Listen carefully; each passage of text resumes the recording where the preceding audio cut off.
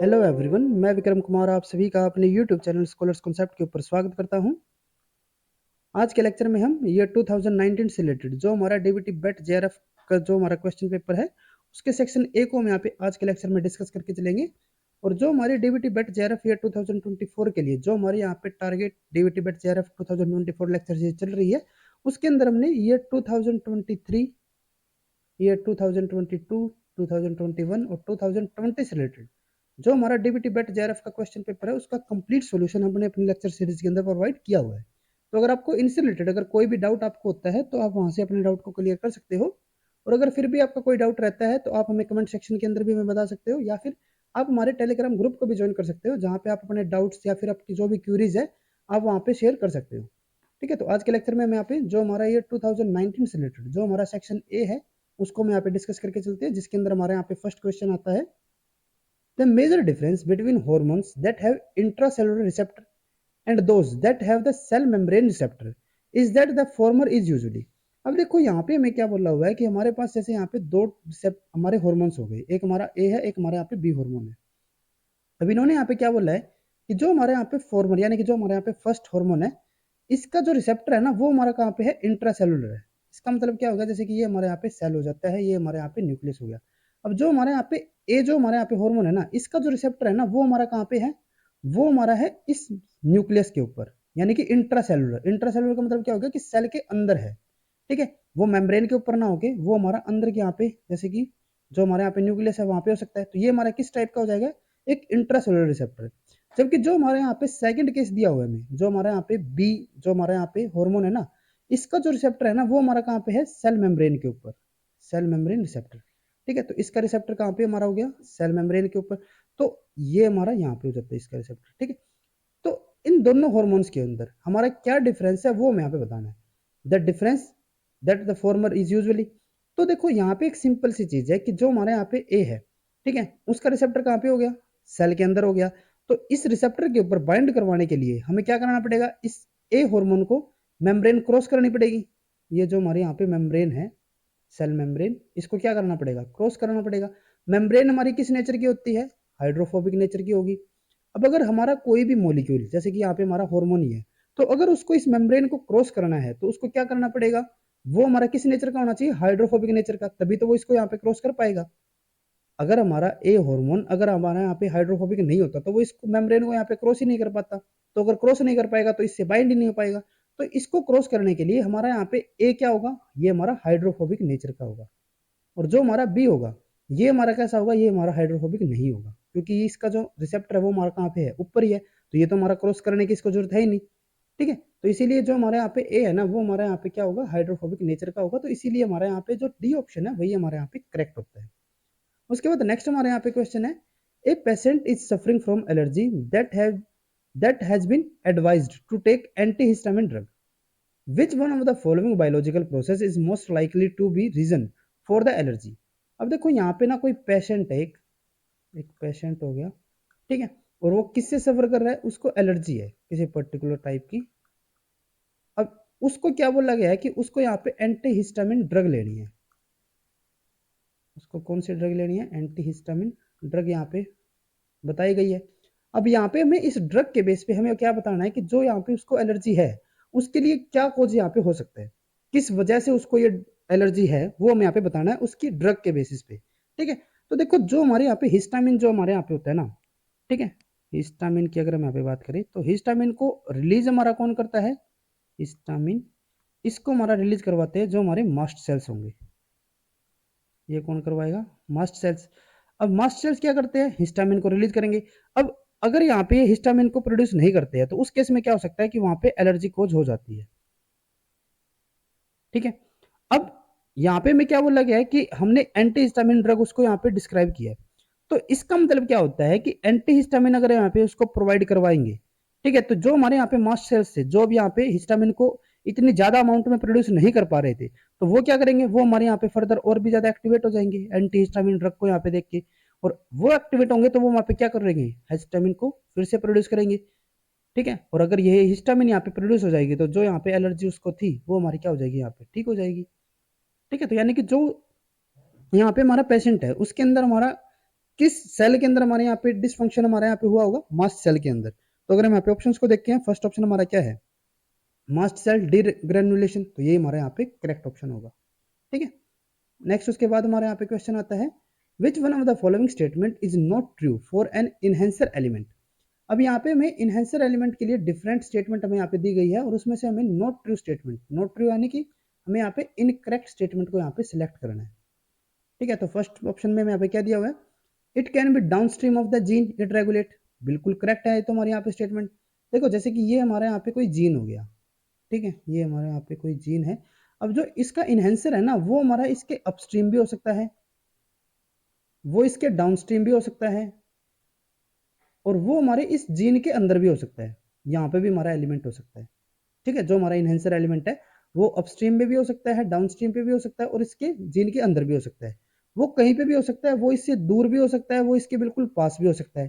ठीक है, फिर भी वो क्या कर लेगा? इस पर्टिकुलर जीन के फंक्शन को यहाँ पे रेगुलेट कर सकता है।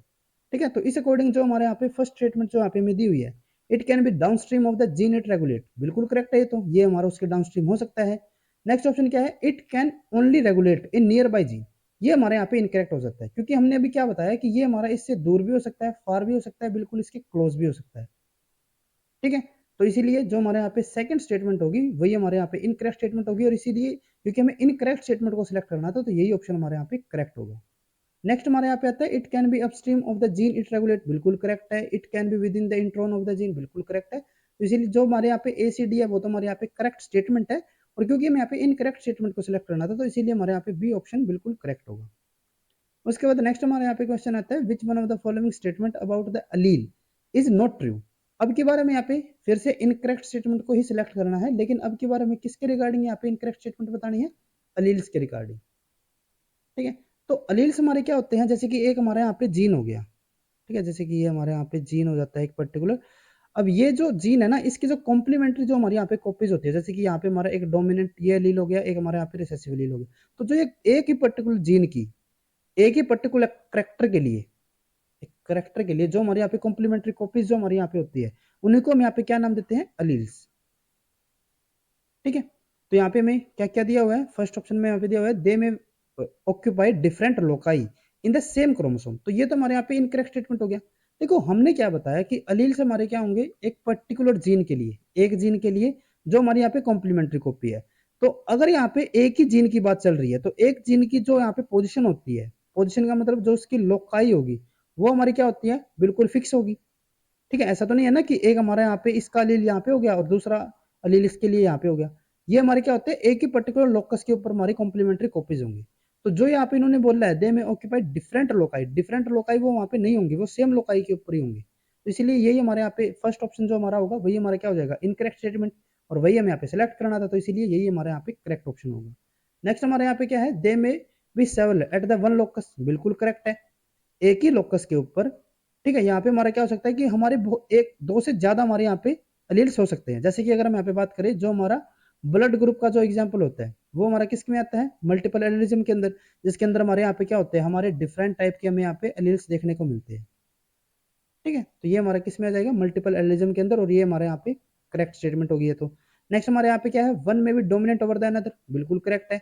डोमिनेंट जो हमारा मेंडल लॉ है, ठीक है, उसके अकॉर्डिंग क्या होता है कि जो हमारा एक लील होगा वो हमारा दूसरे के ऊपर डोमिनेंट हो सकता है, बिल्कुल करेक्ट है ये तो। और वो हमारा डोमिनेंट हो भी सकता है, नहीं भी हो सकता। देखो इन्होंने यहाँ पे क्या बोला, वन में भी डोमिनेंट, वो हमारा डोमिनेंट हो भी सकता है, वो हमारा डोमिनेंट नहीं भी हो सकता। अगर डोमिनेंट हो जाए तो ठीक है, अगर वो डोमिनेंट नहीं होता तो वहां पे हमारे दो टाइप के हमें कैरेक्टर्स देखने को मिलते थे। जैसे कि वो हमारा कोडोमिनेंट नेचर भी हमारा दिखा सकता था वहां पे, कोडोमिनेंस, ठीक है, और वो हमारा वहां पे जो इनकम्प्लीट डोमिनेंस है वो भी हमारा वहां पे वो शो कर सकता था। ठीक है, तो इसीलिए जो हमारे यहाँ पे थर्ड स्टेटमेंट होगा वो भी हमारे यहाँ पे करेक्ट हो गया। दे में शो कोडोमिनेंस, अभी हमने बताया कोडोमिनेंस वो हमारा पे शो कर सकता है, तो ये भी हमारे यहाँ पे करेक्ट स्टेटमेंट में आएगा। तो इसीलिए हमारे यहाँ पे जो बी सी और डी स्टेटमेंट है वो हमारे यहाँ पे करेक्ट हो जाती है, और क्योंकि हमें यहाँ पे इनकरेक्ट सिलेक्ट करना था, तो इसीलिए हमारे यहाँ पे फर्स्ट ऑप्शन करेक्ट होगा। नेक्स्ट हमारे यहाँ पे क्वेश्चन आता है, allele dominant A, capital A is dominant over the allele recessive a, यानी कि हमारे यहाँ पे जो कैपिटल ए है वो हमारे यहाँ पे क्या हो गया? डोमिनेंट हो गया, जो हमारे यहाँ पे स्मॉल ए है। ठीक है, and result in the dark skin pigmentation. और अगर हमारे यहाँ पे डोमिनेंट अगर हमारे यहाँ पे लील होता है तो वो हमारे यहाँ पे क्या कोज करेगा, डार्क स्किन पिगमेंटेशन, पिगमेंटेशन। ठीक है। अब आगे इन्होंने क्या बोला है, in a mating of heterozygous and with heterozygous. यहाँ पे क्या है कि एक हमारे यहाँ पे हेट्रोजाइगस हो गया और एक हमारे यहाँ पे फिर से हेट्रोजाइगस, दो हमारे यहाँ पास यहाँ पे इंडिविजुअल है। और अगर यहाँ पे हम इनके बीच में मैटिंग करवा रहे हैं तो यहाँ पे क्या होता है, if 6 offsprings are produced the probability of the of all having the dark pigment is. अब देखो यहाँ पे मैं क्या बोला हुआ है कि हमारे पास यहाँ पे एक तो ये इंडिविजुअल है, एक हमारे पास ये बड़ा इंडिविजुअल है, और अगर हम इन दोनों की यहाँ पे मेटिंग करवा रहे हैं तो वहां पे हमें क्या बताना है कि हमारे जो यहाँ पे ऑफस्प्रिंग्स प्रोड्यूस होंगे ना, अगर हम यहाँ पे 6 ऑफस्प्रिंग्स को लेके चल रहे हैं तो उनके अंदर यहाँ पे हमारे, जैसे कि ये हमारे यहाँ पे जो ऑफस्प्रिंग्स है, ठीक है, अगर हम यहाँ पे 6 ऑफस्प्रिंग्स को यहाँ पे सिलेक्ट कर रहे हैं तो उन 6 के यहाँ पे डार्क स्किन होने की क्या प्रोबेबिलिटी है वो मैं यहाँ पे बताना है, डार्क स्किन।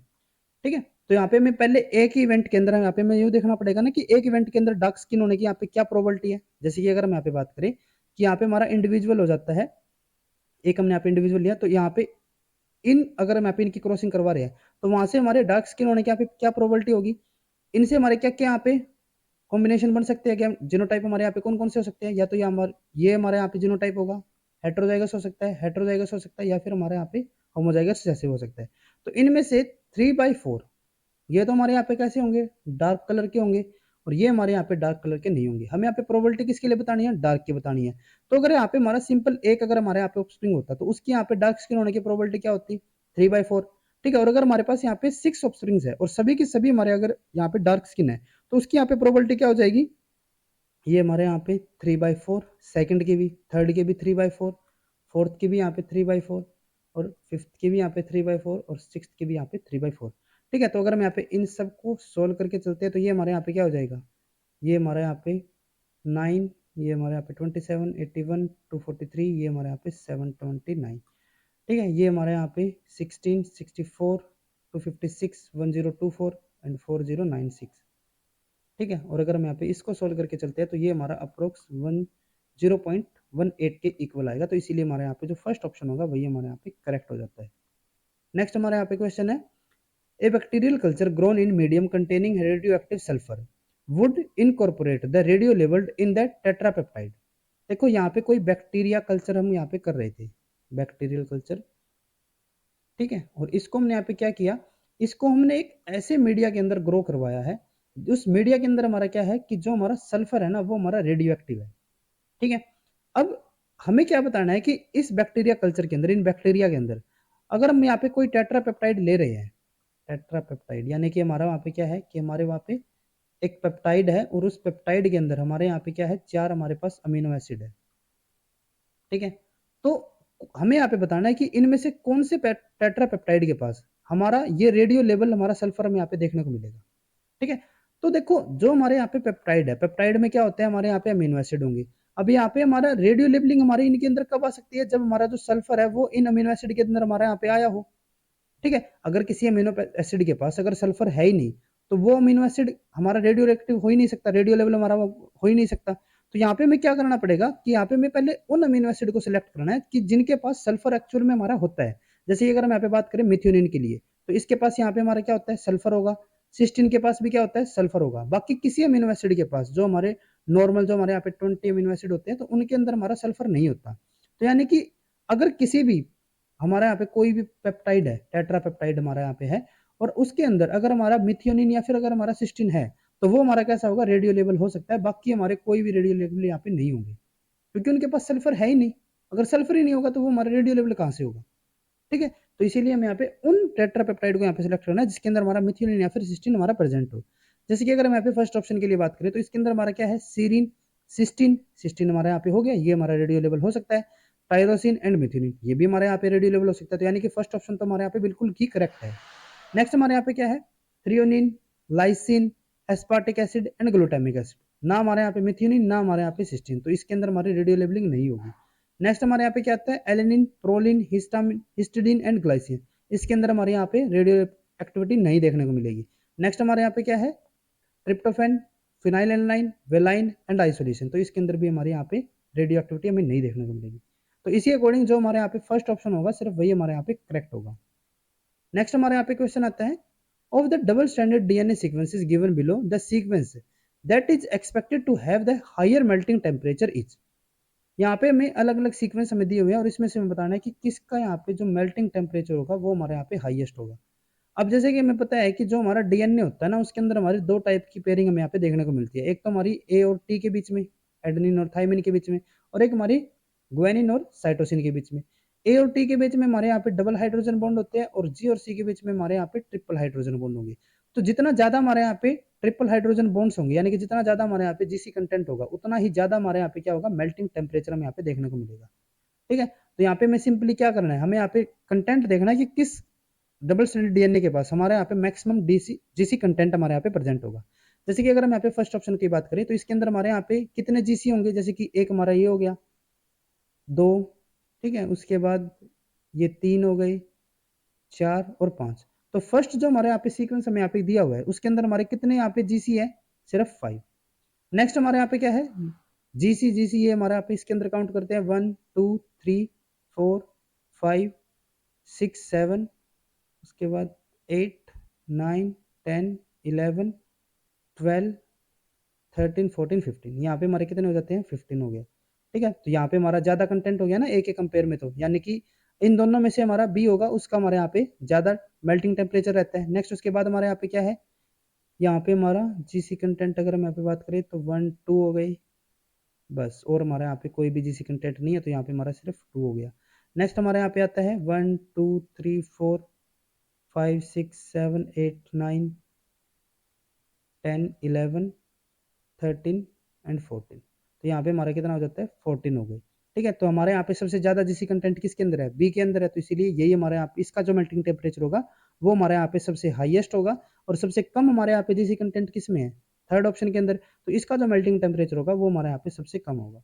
ठीक है, उसके बाद नेक्स्ट हमारे यहाँ पे क्वेश्चन आता है, a peptide of sequence SHELR is isolated from bacteria. यहाँ पे हमारा कोई बैक्टीरिया था और उस बैक्टीरिया से हमने यहाँ पे क्या किया है, एक हमने यहाँ पे पेप्टाइड को आइसोलेट किया और इस पेप्टाइड का हमारा जो सीक्वेंस है वो यहाँ पे क्या दिया हुआ है, SHELR। ठीक है, तो हमें यहाँ पे क्या बताना है, which one of the following option list the possible phosphorylation site in this peptide. अब अगर हमारे पास ये पेप्टाइड है तो इसके अंदर हमारा कौन सा अमीनो एसिड हमारे यहाँ पे फॉस्फोराइलेटेड होगा वो हमें यहाँ पे बताना है। यानी कि इनमें से किसके साथ हमारे यहाँ पे फॉस्फोराइलेशन हो सकती है, किसके पास हमारे यहाँ पे फॉस्फेट ग्रुप होगा वो हमें यहाँ पे बताना है। ठीक है, तो जो हमारी फॉस्फोराइलेशन होती है ना वो हमारी मेजरली किन के अमीनो एसिड के ऊपर होती है, वो हमारी होती है सीरीन के ऊपर, टायरोसिन के ऊपर भी हो सकती है, थ्रियोनिन के ऊपर भी हो सकती है, और वो हमारी हिस्टीडीन के ऊपर भी हो सकती है। ये हमारे मेजर अमीनो एसिड होते हैं जिनके साथ हमारे यहाँ पे फॉस्फोराइलेशन होती है, फिर ये हमारी मेजर फॉस्फोराइलेशन साइट्स होती है। ठीक है, तो यहाँ पे हमें ना तो एस यहाँ पे हमें दिया, अगर हम यहाँ पे ऑप्शंस के लिए बात करें तो यहाँ पे हमें एस तो नहीं दिया हुआ, यहाँ पे तो हमारा एस है लेकिन इनके अंदर तो हमारा एस नहीं है। ठीक है, ना हमारा वाई ना हमारा यहाँ पे टी, यहाँ पे हमारा एच दिया हुआ है तो इसीलिए हमारे यहाँ पे फर्स्ट ऑप्शन करेक्ट हो जाएगा बस। ठीक है, नेक्स्ट उसके बाद हमारे यहाँ पे क्वेश्चन आता है, competitive inhibition of an enzyme can be reduced by. यहाँ पे हमें क्या बताना है कि जो हमारा कंपिटिटिव इनिबिशन जो हमारा होता है एंजाइम्स के अंदर, कंपिटिटिव इनिबिशन, तो उसको हम किस तरीके से उसको रिड्यूस कर सकते हैं, कम कर सकते हैं, वो हमें यहाँ पे बताना है। देखो पहले हमें यहाँ पे पता होना चाहिए कि हमारा कंपिटिटिव इनिबिशन एक्चुअल में होता क्या है। जैसे कि यहाँ पे हम सपोज करके चलते हैं कि यहाँ पे हमारा एक एंजाइम है, ठीक है, और यहाँ पे हमारा क्या है, एक सबस्ट्रेट है। ये सबस्ट्रेट जब हमारा एंजाइम के साथ बाइंड करेगा तो ये हमारा क्या कर देगा, इस सबस्ट्रेट को हमारा कन्वर्ट कर देगा प्रोडक्ट के अंदर। अब यहाँ पे कंपिटिटिव इनिबिशन कब होता है कि जब हमारे यहाँ पे एक इनिबिटर प्रेजेंट हो जाएगा। अब ये इनिबिटर क्या कर रहा है, ये हमारा जिस साइट के ऊपर जो हमारे यहाँ पे सबस्ट्रेट है वो बाइंड कर रहा था, जैसे कि ये पर्टिकुलर साइट के ऊपर हमारा जो एस है सबस्ट्रेट है वो हमारे यहाँ पे बाइंड कर रहा था, तो जो हमारा इनिबिटर है ना वो भी क्या कर रहा है, इसी साइट के ऊपर जाके हमारे यहाँ पे बाइंड हो रहा है। और बाइंड करके अब अगर एक हमारे पास यही हमारा एंजाइम होता, ठीक है, तो अगर यहाँ पे हमारा इनिबिटर अगर बाइंड हो जाता है तो वहां पे हमारा सबस्ट्रेट तो बाइंड नहीं हो पाएगा, और अगर ये बाइंड नहीं होगा तो वहां पे हमारा प्रोडक्ट नहीं बन पाएगा। क्लियर है, तो ये जो हमारा यहाँ पे इनिबिशन होता है उसको हम क्या बोलेंगे, कंपिटिटिव इनिबिशन। क्यों बोलेंगे, क्योंकि यहाँ पे जो हमारा इनिबिटर है ना वो हमारा किसके लिए यहाँ पे कंपटीशन कर रहा है, जो हमारे यहाँ पे बाइंडिंग साइट सबस्ट्रेट की थी, सेम साइट के लिए जब हमारे यहाँ पे ये कंपटीशन शो कर रहा है तो उसी को हम यहाँ पे क्या बोलते हैं, कंपिटिटिव इनिबिशन। अब इसको हम किस तरीके से यहाँ पे कम कर सकते हैं, जैसे कि यहाँ पे हम सपोज करके चलते हैं कि यहाँ पे हमारा क्या था, यहाँ पे हमारा एक ही तो एंजाइम था, एक ही हमारे यहाँ पे सबस्ट्रेट था और एक ही हमारे यहाँ पे इनिबिटर था। तो यहाँ पे क्या है कि हमारे यहाँ पे इनहिबिटर के बाइंड होने की यहाँ पे क्या प्रोबेबिलिटी है, 50% है। इसके भी बाइंड होने की यहाँ पे क्या प्रोबेबिलिटी है, 50% है। ठीक है, तो इसको हम किस तरीके से यहाँ पे इस इनहिबिशन को हम कम कर सकते हैं कि अगर हम यहाँ पे जो हमारे सबस्ट्रेट है, अगर हम उसकी कंसंट्रेशन को यहाँ पे इंक्रीज कर देते हैं, जैसे कि यहाँ पे सपोज करके चलते हैं, हमने यहाँ पे सबस्ट्रेट की कंसंट्रेशन कर दी 2 कर दी। ठीक है, तो अब यहाँ पे हमारे सबस्ट्रेट के बाइंड होने की प्रोबेबिलिटी क्या रहेगी, इनहिबिटर हमारे उतने ही है, तो यहाँ पे हमारे सबस्ट्रेट के बाइंड करने की प्रोबेबिलिटी हो जाएगी 0.67 और इसकी प्रोबेबिलिटी क्या हो जाएगी 33। ठीक है, यानी कि इसके हमारे बाइंड करने की यहाँ पे हो गई 67% और इसकी यहाँ पे हो जाती है 33%। तो इसकी प्रोबेबिलिटी कम हो गई। अगर यहाँ पे हम इसके कंसंट्रेशन को फर्दर और भी ज्यादा इंक्रीज करते हैं, जैसे कि इसके नंबर हम यहाँ पे 4 रख देते हैं, इसका हमारा अगर यहाँ पे 1 ही होगा, तो यहाँ पे हमारे सबस्ट्रेट की प्रोबेबिलिटी यहाँ पे क्या हो जाएगी 80% और इसकी प्रोबेबिलिटी क्या हो जाएगी 20%। ठीक है, तो इस तरीके से अगर हम यहाँ पे सबस्ट्रेट की कंसंट्रेशन को इंक्रीज कर देते हैं, तो वहाँ पे हमारा क्या हो जाएगा, जो हमारा कम्पिटेटिव इनहिबिशन है वो हमारा ऑलरेडी वहाँ पे कम हो जाएगा, ऑटोमेटिकली वहाँ पे हमारा कम हो जाएगा। ठीक है, तो अगर हम यहाँ पे ऑप्शंस के लिए बात करें, reducing the amount of the substrate, नहीं ऐसा नहीं होगा। Increasing the amount of the substrate, बिल्कुल करेक्ट है। ठीक है, तो जो हमारे यहाँ पे सेकंड ऑप्शन होगा वही हमारे यहाँ पे करेक्ट होता है। नेक्स्ट उसके बाद हमारे यहाँ पे क्वेश्चन आता है, the sequence of the first strand of DNA obtained after reverse transcription of the bacterial mRNA is the same as. देखो यहाँ पे क्या था कि हमारे पास यहाँ पे एक बैक्टीरिया में दिया हुआ है, बैक्टीरियल एमआरएनए हमारे पास यहाँ पे है। ठीक है, एक बैक्टीरिया, इसका हमारे पास आरएनए यहाँ पे है, और यहाँ पे हमने क्या किया, रिवर्स ट्रांसक्रिप्शन हमने यहाँ पे की, और रिवर्स ट्रांसक्रिप्शन करने के बाद जो हमारे यहाँ पे फर्स्ट स्ट्रैंड है, हमें यहाँ पे डीएनए का जब ऑब्टेन हुआ है यहाँ पे, ठीक है, यहाँ पे में क्या हुआ, एक डीएनए का यहाँ पे हमें फर्स्ट स्ट्रैंड जब यहाँ पे हमें ऑब्टेन हुआ, तो ये जो हमारा स्ट्रैंड है ना, वो हमारा किस टाइप का होगा वो हमें यहाँ पे बताना है। एंटी सेंस डीएनए होगा, सेंस डीएनए होगा, एमआरएनए होगा, या फिर हमारा एंटी सेंस आरएनए होगा, वो हमें यहाँ पे बताना है। देखो यहाँ पे क्या होता है, जैसे कि हमारे पास एक ये डबल स्ट्रैंडेड डीएनए है। ठीक है, अब जैसे कि हमें पता है कि जब इसकी हमारे यहाँ पे ट्रांसक्रिप्शन जब होती है, तो उस टाइम पे क्या होता है कि इन दोनों में से, जैसे कि ये हमारे यहाँ पे फर्स्ट, ये हमारे यहाँ पे सेकंड स्ट्रैंड, तो इन दोनों में से सिर्फ हमारा एक ही स्ट्रैंड ऐसा होगा जो कि हमारे यहाँ पे क्या करता है, एमआरएनए की फॉर्मेशन करेगा। जैसे कि सपोज करके चलते हैं कि जो हमारे यहाँ पे सेकंड स्ट्रैंड है, वही हमारे यहाँ पे क्या कर रहा है, एमआरएनए की फॉर्मेशन यहाँ पे हमारा करवा रहा है, तो इसको हम यहाँ पे क्या बोलते हैं, टेम्पलेट बोलेंगे। ठीक है, और इसको हम यहाँ पे क्या बोलेंगे, नॉन टेम्पलेट। ठीक है, अब जो हमारे यहाँ पे सीक्वेंस यहाँ पे जो बन के आएगा, ठीक है, वो हमारा क्या होगा, इसके कॉम्प्लीमेंट्री होगा। जो हमारे यहाँ पे सेकंड है ना, इसके कॉम्प्लीमेंट्री ये रहेगा। ठीक है, और इसके कॉम्प्लीमेंट्री हमारा क्या था, फर्स्ट वाला भी हमारा कॉम्प्लीमेंट्री था। अगर मैं यहाँ पे सेकंड के लिए बात करूँ, तो सेकंड के कॉम्प्लीमेंट्री हमारा फर्स्ट वाला भी था, और जो हमारे यहाँ पे एमआरएनए बन रहा है वो भी हमारा क्या है, इसके कॉम्प्लीमेंट्री है। तो इसका मतलब जो हमारा फर्स्ट है और जो हमारा एमआरएनए है, इनके सीक्वेंस जो होंगे वो क्या रहेंगे, एक दूसरे के सिमिलर होंगे। तो इसी वजह से जो हमारा टेम्पलेट जो होता है ना, उसी को हम यहाँ पे क्या बोलते हैं, सेंस स्ट्रैंड। और जो हमारा टेम्पलेट होता है उसको हम यहाँ पे क्या बोलते हैं, नॉन सेंस स्ट्रैंड।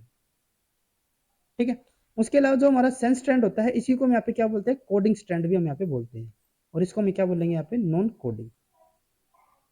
ठीक है, तो यहाँ पे अगर हमें कंडीशन क्या दी हुई थी कि हमारे पास यहाँ पे एक एमआरएनए है, और इस एमआरएनए के साथ हमने क्या किया, एक डीएनए स्ट्रैंड यहाँ पे बनाया। तो ये जो हमारे यहाँ पे डीएनए स्ट्रैंड होगा वो हमारा कौन सा होगा, टेम्पलेट वाला होगा, और इस टेम्पलेट को हम क्या क्या बोल सकते हैं, नॉन सेंस भी बोल सकते हैं और नॉन कोडिंग भी बोल सकते हैं। ठीक है, नॉन सेंस यानी कि, नॉन सेंस तो नहीं, एंटी सेंस हम यहाँ पे इसको बोल लेंगे। ठीक है, तो यहाँ पे अगर हम ऑप्शंस के लिए बात करें, तो फर्स्ट में यहाँ पे क्या दिया हुआ है, एंटी सेंस डीएनए स्ट्रैंड, तो ये तो हमारा बिल्कुल करेक्ट होगा। ठीक है, क्योंकि जो हमारे यहाँ पे, देखो जो हमारे यहाँ पे एमआरएनए था, एमआरएनए के साथ हमने यहाँ पे रिवर्स ट्रांसक्रिप्शन करके इसके कॉम्प्लीमेंट्री हमने यहाँ पे स्टैंड बनाया होगा, और इसके कॉम्प्लीमेंट्री हमारा क्या होता था, टेम्पलेट होगा, और टेम्पलेट को हम यहाँ पे क्या बोलते थे, एंटीसेंस। ठीक है, तो इसीलिए हमारे यहाँ पे जो फर्स्ट ऑप्शन होगा वही हमारे यहाँ पे करेक्ट है। बाकी यहाँ पे हमें दिया हुआ है सेंस डीएनए स्ट्रैंड, सेंस हमारा नहीं होगा।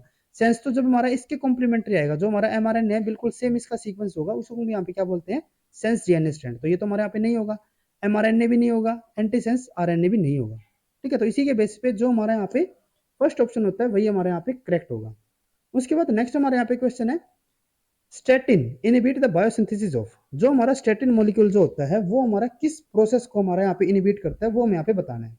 ठीक है, अब अगर हम यहाँ पे बात करें स्टेटिन के लिए, तो वो हमारा क्या करता है, वो हमारा यहाँ पे इनहिबिट करता है एक पर्टिकुलर एंजाइम जिसको हम क्या बोलते हैं, एचएमजी कोए रिडक्टेज। जो हमारा स्टेटिन है वो हमारा किसको इनहिबिट करेगा, एचएमजी कोए रिडक्टेज को। और ये हमारा जो एंजाइम होता है, ये हमारा क्या करता था, ये हमारा एचएमजी कोए को हमारे यहाँ पे कन्वर्ट करता था मेवेलोनेट के अंदर। और जो हमारा मेवेलोनेट होता है, ये हमारा फर्दर आगे जाके क्या करता है, ये हमारा कोलेस्ट्रॉल की फॉर्मेशन करवाता था। ठीक है, तो यानी कि जो हमारा यहाँ पे स्टेटिन होगा वो हमारा एचएमजी कोए रिडक्टेज के थ्रू क्या करेगा, कोलेस्ट्रॉल बायोसिंथेसिस को यहाँ पे इनहिबिट कर देगा। ठीक है, तो यहाँ पे हमारा जो डी ऑप्शन होगा वही हमारे यहाँ पे करेक्ट होगा। नेक्स्ट हमारे यहाँ पे क्वेश्चन है, a fetus with which one of the following karyotype will not survive at the birth. यहाँ पे हमें डिफरेंट कार्योटाइप हमें यहाँ पे गिवन है और यहाँ पे हमें बताना है कि इनमें से कौन सा हमारा कार्योटाइप यहाँ पे हमारा सर्वाइव नहीं कर पाएगा। ठीक है, किसकी हमारे यहाँ पे डेथ हो जाएगी इनिशियली ही, वो हमें यहाँ पे बताना है। तो अगर हम यहाँ पे कंडीशन के लिए बात करें तो यहाँ पे मैं फर्स्ट क्या दिया हुआ है 45Y। नॉर्मली हमारे क्या होते हैं 46 हमारे पास यहाँ पे क्रोमोसोम होते हैं, और अगर हमारे पास यहाँ पे 45 होंगे तो यानी कि एक हमारे यहाँ पे क्रोमोसोम की क्या है यहाँ पे एब्सेंट है वो हमारा।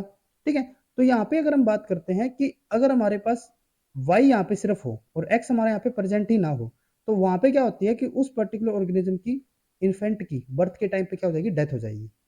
क्यों हो जाएगी, क्योंकि एटलीस्ट एक तो यहाँ पे एक्स क्रोमोसोम जरूर ही होना चाहिए, तभी हमारा जो ऑर्गेनिज्म है या फिर हमारा जो यहाँ पे चाइल्ड है वो सर्वाइव कर पाएगा। अगर एक्स क्रोमोसोम है ही नहीं तो उसकी वहां पे डेथ हो जाएगी। तो सिंपली बस जो हमारे यहाँ पे फर्स्ट ऑप्शन होगा वही हमारे यहाँ पे करेक्ट होगा। बाकी अगर हम यहाँ पे बात करें तो यहाँ पे हमारा 47XY दिया हुआ है, प्लस यहाँ पे में 13 दिया हुआ है, तो इसका मतलब क्या होगा कि हमारे यहाँ पे जो 13 क्रोमोसोम है उसकी हमारे यहाँ पे ट्राइसोमी है।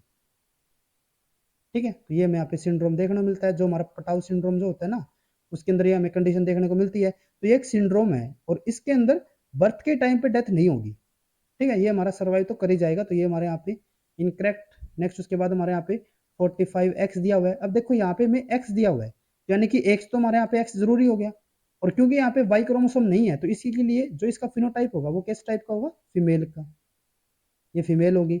और ये हमारी कंडीशन को हम क्या बोलते थे, टर्नर सिंड्रोम, जहाँ पे वाई क्रोमोसोम एक ही एक्स क्रोमोसोम है, सेकंड एक्स क्रोमोसोम यहाँ पे प्रेजेंट नहीं होता, तो उसको हम क्या बोलते थे, टर्नर सिंड्रोम। तो ये भी हमारी सर्वाइव कर जाती है। नेक्स्ट हमारे यहाँ पे क्या है 47 क्रोमोसोम्स है, एक्स वाई भी हमारे यहाँ पे प्रेजेंट है, और उसके साथ हमारे यहाँ पे 21st क्रोमोसोम की यहाँ पे क्या है, ट्राइसोमी है। और अगर यहाँ पे 21st क्रोमोसोम की ट्राइसोमी होती है तो उसको यहाँ पे हम क्या बोलते थे, डाउन सिंड्रोम। ये भी हमारा सर्वाइव कर जाता है, इसकी भी डेथ नहीं होती। ठीक है, तो ये भी हमारा सर्वाइव कर जाएगा। जबकि जो हमारे यहाँ पे फर्स्ट ऑप्शन है वो हमारे यहाँ पे सर्वाइव बिल्कुल भी नहीं कर पाएगा, तो इसीलिए फर्स्ट ऑप्शन हमारे यहाँ पे करेक्ट होगा। नेक्स्ट हमारे यहाँ पे क्वेश्चन आता है, if a cell carry 21 pair of chromosome just after completion of the mitotic telophase, how many chromatid will be there in the metaphase. देखो यहाँ पे क्या है कि एक पर्टिकुलर ऑर्गेनिज्म, एक सेल है और उसके पास क्या है 21 पेयर ऑफ क्रोमोसोम्स है, और उसकी यहाँ पे क्या हो रही है, माइटोटिक डिवीजन होकर यहाँ पे हो रही है। तो देखो माइटोटिक डिवीजन में हमारे यहाँ पे क्या होता है, जैसे कि हमारे यहाँ पे एक क्रोमोसोम ये हमारा प्रेजेंट हो गया। ठीक है, अब सबसे फर्स्ट तो इसके यहाँ पे जब भी अगर यहाँ पे डिवीजन हो रही है तो यहाँ पे क्या होता है कि उसकी हमारे यहाँ पे रेप्लीकेशन हो जाती है। ठीक है, एक हमारा ये हो जाता है और एक हमारा ये, तो एक क्रोमेटिड ये हो गया और ये क्रोमेटिड हमारे यहाँ पे ये हो जाता है। ठीक है, एक ही क्रोमोसोम था, उसके दो क्रोमेटिड यहाँ पे हो गई, इसकी कॉपी यहाँ पे जनरेट हो गई। और जब हमारे यहाँ पे माइटोटिक डिवीजन होती है ना, तो क्या होते हैं कि जितने भी हमारे यहाँ पे क्रोमोसोम्स होंगे, जितने भी हमारे यहाँ पे क्रोमोसोम्स है, अब जैसे कि यहाँ पे हमारे क्या है 21 पेयर्स है। ठीक है, तो इसका मतलब क्या हो गया कि यहाँ पे हमारे टोटल क्रोमोसोम कितने हो गए, 42 क्रोमोसोम्स हो गए। इनके 21 पेयर बनेंगे ना, तो हमारे जो 42 क्रोमोसोम्स होंगे ना, वे हमारे यहाँ पे क्या हो जाएंगे, वे हमारे एक लाइन के अंदर हमारे यहाँ पे अरेंज हो जाएंगे। ठीक है, इस तरीके से हमारे यहाँ पे क्या है 42 हमारे यहाँ पे सारे के सारे अरेंज हो जाएंगे। इस लाइन के अंदर हमारे 42 क्रोमोसोम्स अरेंज होंगे। और अगर बात करते हैं हम म्यूटिक डिवीजन के लिए, तो उसके अंदर हमारा क्या होता है कि हमारे ये होमोलोगस पेयर के अंदर हमारे यहाँ पे लाइन अप होते हैं। जैसे कि हमारे यहाँ पे एक यहाँ पे हो गया, एक हमारे यहाँ पे, एक हमारे यहाँ पे और एक हमारे यहाँ पे, तो इस तरीके से हमारे टोटल 21 पेयर हमारे यहाँ पे बनते हैं। लेकिन ये हमारा कब होता है, म्यूटिक डिवीजन के अंदर। अब हम किसकी बात करें यहाँ पे, माइटोटिक डिवीजन के लिए, तो उसके अंदर हमारी जो अरेंजमेंट होगी वो कुछ इस टाइप की रहेगी, जिसमें हमारे 42 क्रोमोसोम्स एक लाइन के अंदर हमारे यहाँ पे अरेंज हो चुके हैं। ठीक है, और इनकी हमने क्या बताया था कि इनकी हमारे यहाँ पे रेप्लीकेशन भी हो चुकी है। जैसे कि हमारे यहाँ पे रेप्लीकेशन होगी, यहाँ पे भी रेप्लीकेशन, यहाँ पे भी रेप्लीकेशन, यहाँ पे भी रेप्लीकेशन। ठीक है, अब यहाँ पे क्या हो रहा है कि हमें बताना है कि जब यहाँ पे मेटाफेज था तो उस टाइम पे इस सेल के अंदर हमारे यहाँ पे कितने क्रोमेटिड प्रेजेंट थे। अब देखो हमारे यहाँ पे क्या है 42 क्रोमोसोम्स हमारे यहाँ पे अरेंज थे, और हर एक क्रोमोसोम के अंदर हमारे क्या है, दो हमारे यहाँ पे क्रोमेटिड ऑलरेडी प्रेजेंट है। तो यानी कि 42 अगर हमारे पास यहाँ पे क्रोमोसोम है तो उनके पास टोटल कितने क्रोमेटिड होंगे, 84। ठीक है, तो इसीलिए हमारे यहाँ पे थर्ड ऑप्शन करेक्ट होगा। नेक्स्ट हमारे यहाँ क्वेश्चन आता है, molecular mass of A protein can not be determined by. यहाँ पे हमें क्या बताना है कि कौन से टेक्निक से हम यहाँ पे मोलिकुलर मास को डिटरमाइन नहीं कर सकते। तो फर्स्ट हमारे यहाँ पे क्या है, माल्डिटोफ, और माल्डिटोफ का तो हम यहाँ पे यूज करते ही इसी के लिए है, मोलिकुलर मास को यहाँ पे डिटरमाइन करने के लिए, तो ये तो हमारे यहाँ पे करेक्ट हो गया। नेक्स्ट हमारे यहाँ पे आता है जेल फिल्ट्रेशन क्रोमेटोग्राफी। तो इसके अंदर भी हम क्या करते हैं, जैसे कि जेल फिल्ट्रेशन जो हमारी क्रोमेटोग्राफी होगी, कोलम क्रोमेटोग्राफी का एक टाइप है ये, और इसके अंदर हम जो यहाँ पे सेपरेशन हम जो करते हैं प्रोटीन्स की, ठीक है, कंपाउंड्स की, वो हम किसके बेस पे करते हैं, जैसे कि हमारे यहाँ पे मॉलिक बीड्स हमारे यहाँ पे प्रेजेंट होते हैं, और इन बीड्स के थ्रू हमारे यहाँ पे क्या होता है कि जो हमारे प्रोटीन्स है वो हमारे यहाँ पे सेपरेट हो जाते हैं, किसके बेसिस पे, उनके मोलिकुलर मास के बेसिस पे, मोलिकुलर मास के बेसिस पे, ठीक है। तो ये भी हमारे यहाँ पे करेक्ट होगा। नेक्स्ट हमारे यहाँ पे क्या है, क्रोमेटोफॉक्सिंग।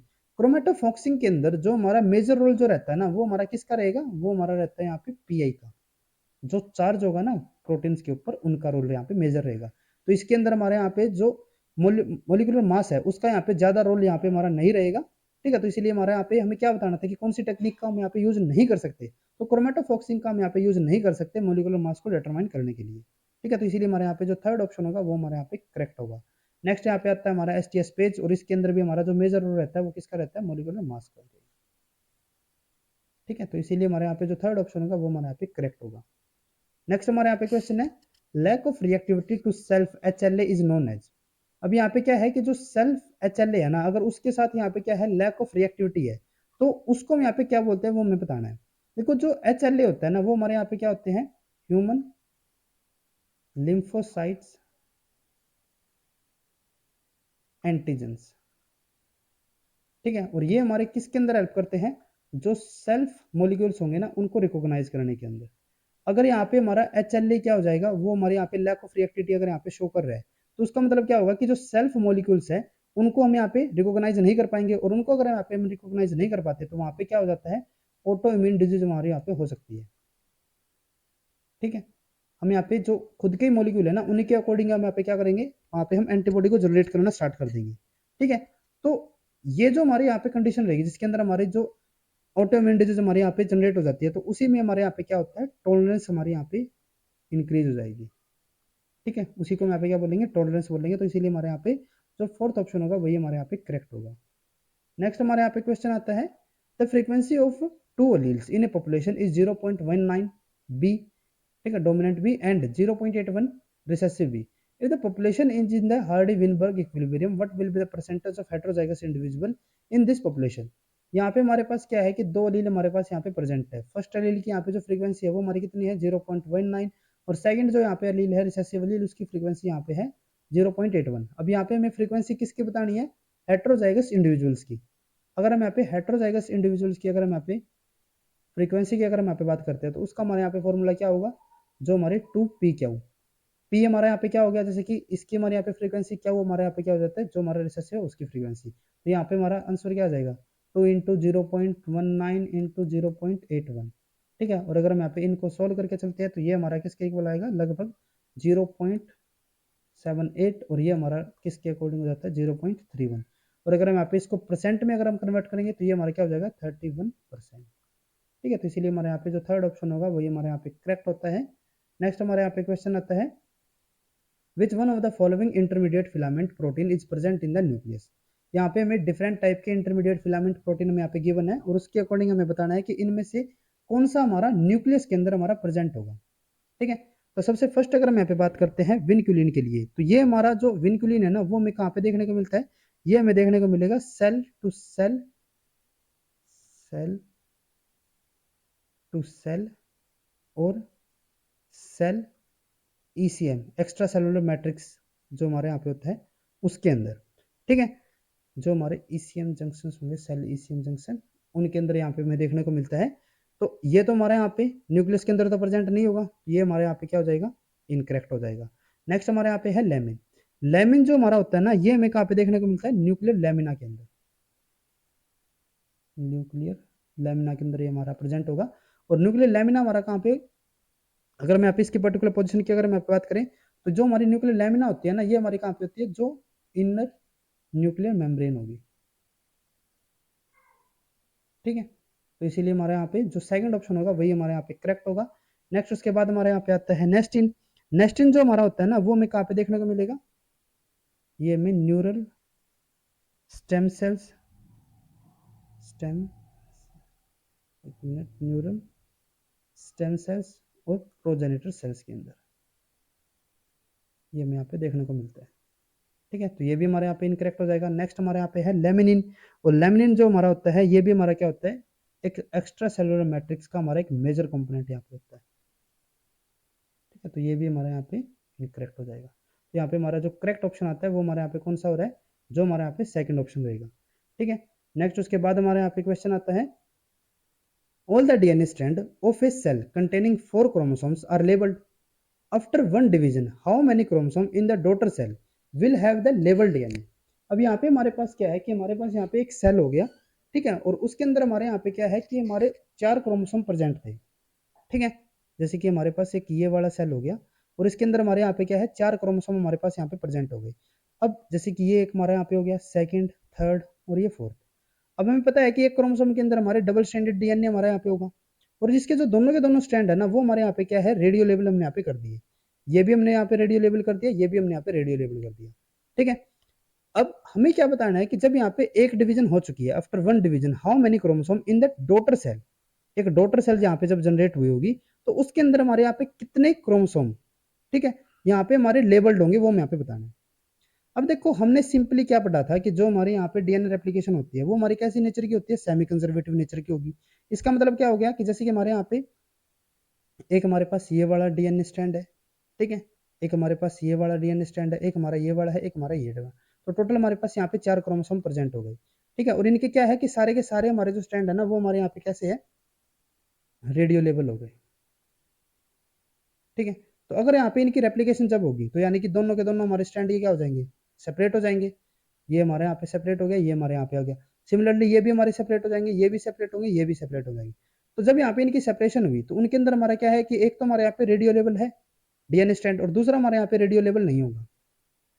ठीक है, अभी भी यहाँ पे क्या हो रहा है कि जैसे कि हमारे यहाँ पे अगर 4 हमारे पास यहाँ पे क्रोमोसोम थे, 8 हमारे पास यहाँ पे डीएनए स्ट्रैंड थे, तो यहाँ पे हमारा क्या होगा, यहाँ पे हमारे जो न्यू जो हमारे यहाँ पे क्रोमोसोम्स बनेंगे वो हमारे कितने हो जाएंगे, वन, एक से हमारे कितने बने हैं, 2 बने हैं, तो 4 से हमारे कितने होंगे, टोटल हमारे पास 8 हमारे पास यहाँ पे क्रोमोसोम्स होंगे। और 8 क्रोमोसोम्स सारे के सारे हमारे कैसे होंगे, यहाँ पे भी रेडियो लेवल होंगे। क्यों होंगे वो रेडियो लेवल, देखो एक से हमारे 2 जनरेट हो रहे हैं तो उनके अंदर भी हमारा क्या है कि एक तो हमारे यहाँ पे रेडियो लेवल है ही, जैसे कि एक स्ट्रैंड तो हमारा एक क्रोमोसोम है, उसमें से एक तो हमारे यहाँ पे जो डीएनए स्ट्रैंड है वो हमारे यहाँ पे रेडियो लेवल है, और सेकंड जो हमारे यहाँ पे क्रोमोसोम्स है वो हमारे यहाँ पे जो सेकंड स्ट्रैंड यहाँ पे है वो हमारे यहाँ पे रेडियो लेवल नहीं है। ठीक है, तो जब यहाँ पे नेक्स्ट अगर हम यहाँ पे जनरेशन की बात करें जो हमारे यहाँ पे डॉटर सेल जनरेट होगी तो उसके अंदर हमारे यहाँ पे क्या होगा, जैसे कि ये हमारे यहाँ पे स्ट्रैंड्स हो गए, ठीक है, 4 हमारे यहाँ पे है, तो इनके अंदर यहाँ पे क्या होगा कि जब ये हमारे सेपरेट हो जाएंगे, सेपरेट होने के बाद जो हमारे यहाँ पे स्ट्रैंड्स बनेंगे ना, जैसे कि एक हमारा ये हो गया, एक हमारा ये हो गया, तो इनमें से क्या होगा कि एक स्ट्रैंड हमारे यहाँ पे रेडियो लेवल रहेगा ही, ये भी हमारा रेडियो लेवल रहेगा। तो जो हमारी एक जो हमारे यहाँ पे सेल था उससे हमारे जो 2 यहाँ पे डॉटर सेल बनेंगे तो उसके अंदर हमारे यहाँ पे क्या हो जाएगा कि इसके पास जो टोटल 4 क्रोमोसोम यहाँ पे आए हैं उनमें से एक तो हमारे यहाँ पे जैसे कि एक हमारा ये वाला क्रोमोसोम हो गया, एक हमारा ये वाला क्रोमोसोम, एक ये क्रोमोसोम, एक ये क्रोमोसोम, इसके पास भी क्या है 4 इसी तरीके से हमारे यहाँ पे क्रोमोसोम्स है। तो अब यहाँ पे क्या है कि जो ये 4 क्रोमोसोम है ना उनमें से एक जो हमारा यहाँ पे स्ट्रैंड है वो हमारा अभी भी कैसा है, रेडियो लेवल है। इसके पास भी एक स्ट्रैंड कैसा है, हमारा रेडियो लेवल है। इनके पास भी क्या है, सिमिलर ऐसे ही ये हमारा रेडियो लेवल हो गया, ये भी हमारा रेडियो लेवल हो गया, इनमें से एक हमारा रेडियो लेवल है, एक ये हमारे यहाँ पे रेडियो लेवल हो गया, यहाँ पे भी एक ये रेडियो लेवल हो गया, ये भी हमारे यहाँ पे रेडियो लेवल हो गया। तो इसका मतलब जो हमारे यहाँ पे डॉटर सेल है ना उसके पास भी चारों के चारों क्रोमोसोम्स है, वे सारे के सारे हमारे यहाँ पे कैसे होंगे, रेडियो लेवल ही होंगे। ठीक है, तो इसलिए हमारे यहाँ पे जो थर्ड ऑप्शन होगा वही हमारे यहाँ पे करेक्ट होता है। नेक्स्ट हमारे यहाँ पे क्वेश्चन आता है, which one of the following statement is incorrect about the facilitated division. जो हमारे फैसिलिटेटेड डिवीजन जो हमारे यहाँ पे प्रोसेस होती है उसके रिगार्डिंग यहाँ पे हमें इनकरेक्ट स्टेटमेंट को हमें सिलेक्ट करना है। ठीक है, तो अगर हम यहाँ पे फर्स्ट ऑप्शन के लिए बात करें, its rate is higher than the simple diffusion, बिल्कुल करेक्ट है। देखो जो हमारे यहाँ पे फैसिलिटेटेड डिफिजन होता है ना वो हमारा सिंपल डिफिजन की तरह ही होगा, बट यहाँ पे हमारा क्या हो जाता है कि यहाँ पे हमारे ट्रांसपोर्ट के लिए कुछ स्पेसिफिक हमारे यहाँ पे प्रोटीन्स प्रेजेंट होंगे जो कि क्या करेंगे, जैसे कि ये हमारे यहाँ पे ये हमारी जगह है जो हमारे यहाँ पे फैसिलिटेटेड डिफिजन हमारा यहाँ पे जो हो रहा है, तो ये जो हमारे यहाँ पे मॉलिक्यूल है ना इसको ट्रांसपोर्ट के लिए एक तो हमारा सिंपल डिफ्यूजन यहाँ पे हो जाए किसी दूसरे की हेल्प के बिना, और अगर वहाँ पे हमारा अगर फैसिलिटेटेड डिफ्यूजन हो रहा है तो वो हमारा कौन करवाएगा, एक पर्टिकुलर टाइप का हमारा प्रोटीन इसको ट्रांसपोर्ट कर देगा। तो वो क्या कर देता है, इसकी स्पीड को यहाँ पे इनहेंस कर देता है इसके ट्रांसपोर्ट की, बस तो इसीलिए इसकी जो स्पीड होगी वो हमारे यहाँ पे क्या रहेगी, हाइयर रहेगी as compared to simple diffusion. Next हमारे यहाँ पे क्या है, the partition coefficient of the solute is irrelevant for it, ये भी बिल्कुल करेक्ट है। जो हमारे यहाँ पे सोल्यूट है उसका जो पार्टीशन कोफिशिएंट होता है ना वो हमारे यहाँ पे इररिलेवेंट रहेगा उसके लिए। नेक्स्ट यहाँ पे क्या है, it can be saturated at the higher concentration of the solute, ये भी बिल्कुल करेक्ट है। ये हमारा हायर कंसंट्रेशन अगर हमारे यहाँ पे सोल्यूट की रहेगी तो वहाँ पे हमारा क्या हो जाएगा, सैचुरेट हम उसको कर सकते हैं। नेक्स्ट यहाँ पे क्या है, it works against the concentration gradient, तो ये हमारे यहाँ पे इनकरेक्ट हो जाता है, क्योंकि जो हमारा फैसिलिटेटेड डिफ्यूजन होगा या फिर सिंपल डिफ्यूजन होगा वो हमेशा हमारा कहाँ पे काम करेगा, अगेंस्ट द ग्रेडियंट ना करके विद द ग्रेडियंट हमारे यहाँ पे काम करता है। Higher concentration to lower concentration हमारे यहाँ पे मूवमेंट करवाएगा, ना कि लोअर टू हाईएस्ट, ऐसा हमारा कभी भी हमें नहीं देखने को मिलेगा डिफ्यूजन के अंदर। ठीक है, तो इसलिए हमारे यहाँ पे फोर्थ स्टेटमेंट हमारे यहाँ पे इनकरेक्ट होता है, तो यही हमारे यहाँ पे करेक्ट ऑप्शन होगा। इनकरेक्ट हमें बताना था ना, तो इसीलिए हमारे यहाँ पे फोर्थ ऑप्शन करेक्ट होता है। नेक्स्ट हमारे यहाँ पे क्वेश्चन है, variable number of tandem repeats VNTR in DNA molecules are highly useful in, जो हमारे variable number of tandem repeats रहते हैं वो हमारे किस प्रोसेस के अंदर हमारे यूज होंगे वो हमें यहाँ पे बताना है। तो ये हमारे किसके अंदर यूज होते हैं, फिंगरप्रिंटिंग के अंदर, डीएनए फिंगरप्रिंटिंग, तो यहाँ पे हमारा फर्स्ट ऑप्शन करेक्ट होगा। नेक्स्ट हमारे यहाँ पे क्वेश्चन है, bovine spongiform encephalopathy is disease caused by, जो हमारे यहाँ पे BSE जो हमारे यहाँ पे डिजीज होती है ना, ठीक है, बोवाइन स्पॉन्जिफॉर्म इंसेलोपैथी, ये हमारे किसको कौन कोज करता है, इनको प्राइम्स हमारे यहाँ पे कोज करेंगे, तो बस यहाँ पे हमारा थर्ड ऑप्शन करेक्ट होगा। नेक्स्ट हमारे यहाँ पे क्वेश्चन आता है, which one of the following is used to study the structural detail of biological tissue using freeze fracture technique, जो हमारी फ्रिज फ्रैक्चर टेक्निक है उसका यूज करके हम जो बायोलॉजिकल टिश्यू को यहाँ पे हम उसकी स्ट्रक्चरल डिटेल को यहाँ पे हम स्टडी करते हैं, वो हम किस टेक्निक से हम करते हैं वो यहाँ पे बताना है। तो जो हमारी फ्रिज फ्रैक्चर टेक्निक है ना उसको हम किस टेक्निक के अंदर यूज करते हैं, ट्रांसमिशन इलेक्ट्रॉन माइक्रोस्कोपी के अंदर। बस यहाँ पे हमारा जो थर्ड सेकंड ऑप्शन होगा वही हमारे यहाँ पे करेक्ट होगा। नेक्स्ट हमारे यहाँ पे क्वेश्चन आता है, which one of the following assure prevention of the polyspermy in an egg, जो एक एग है उसके अंदर जो पॉलीस्पर्मी परमेंटेशन है यानी कि पॉलीस्पर्मी को जो रोकता है वो हमारी कौन सी प्रोसेस हमारे यहाँ पे रोकी वो हमें यहाँ पे बताना है। तो देखो जो हमारे यहाँ पे एग होते हैं ना उसके अंदर हमारे दो टाइप के यहाँ पे पॉलीस्पर्मी को प्रिवेंट करने के लिए हमारे यहाँ पे दो टाइप के प्रोसेस हमारे यहाँ पे रहती है, एक हमारे यहाँ पे होता है फास्ट ब्लॉक और एक हमारे यहाँ पे होता है स्लो ब्लॉक।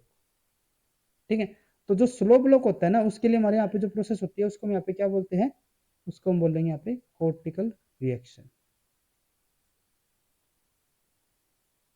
ठीक है, तो बस यहाँ पे हमारा जो सेकंड ऑप्शन होगा वही हमारे यहाँ पे करेक्ट हो जाएगा।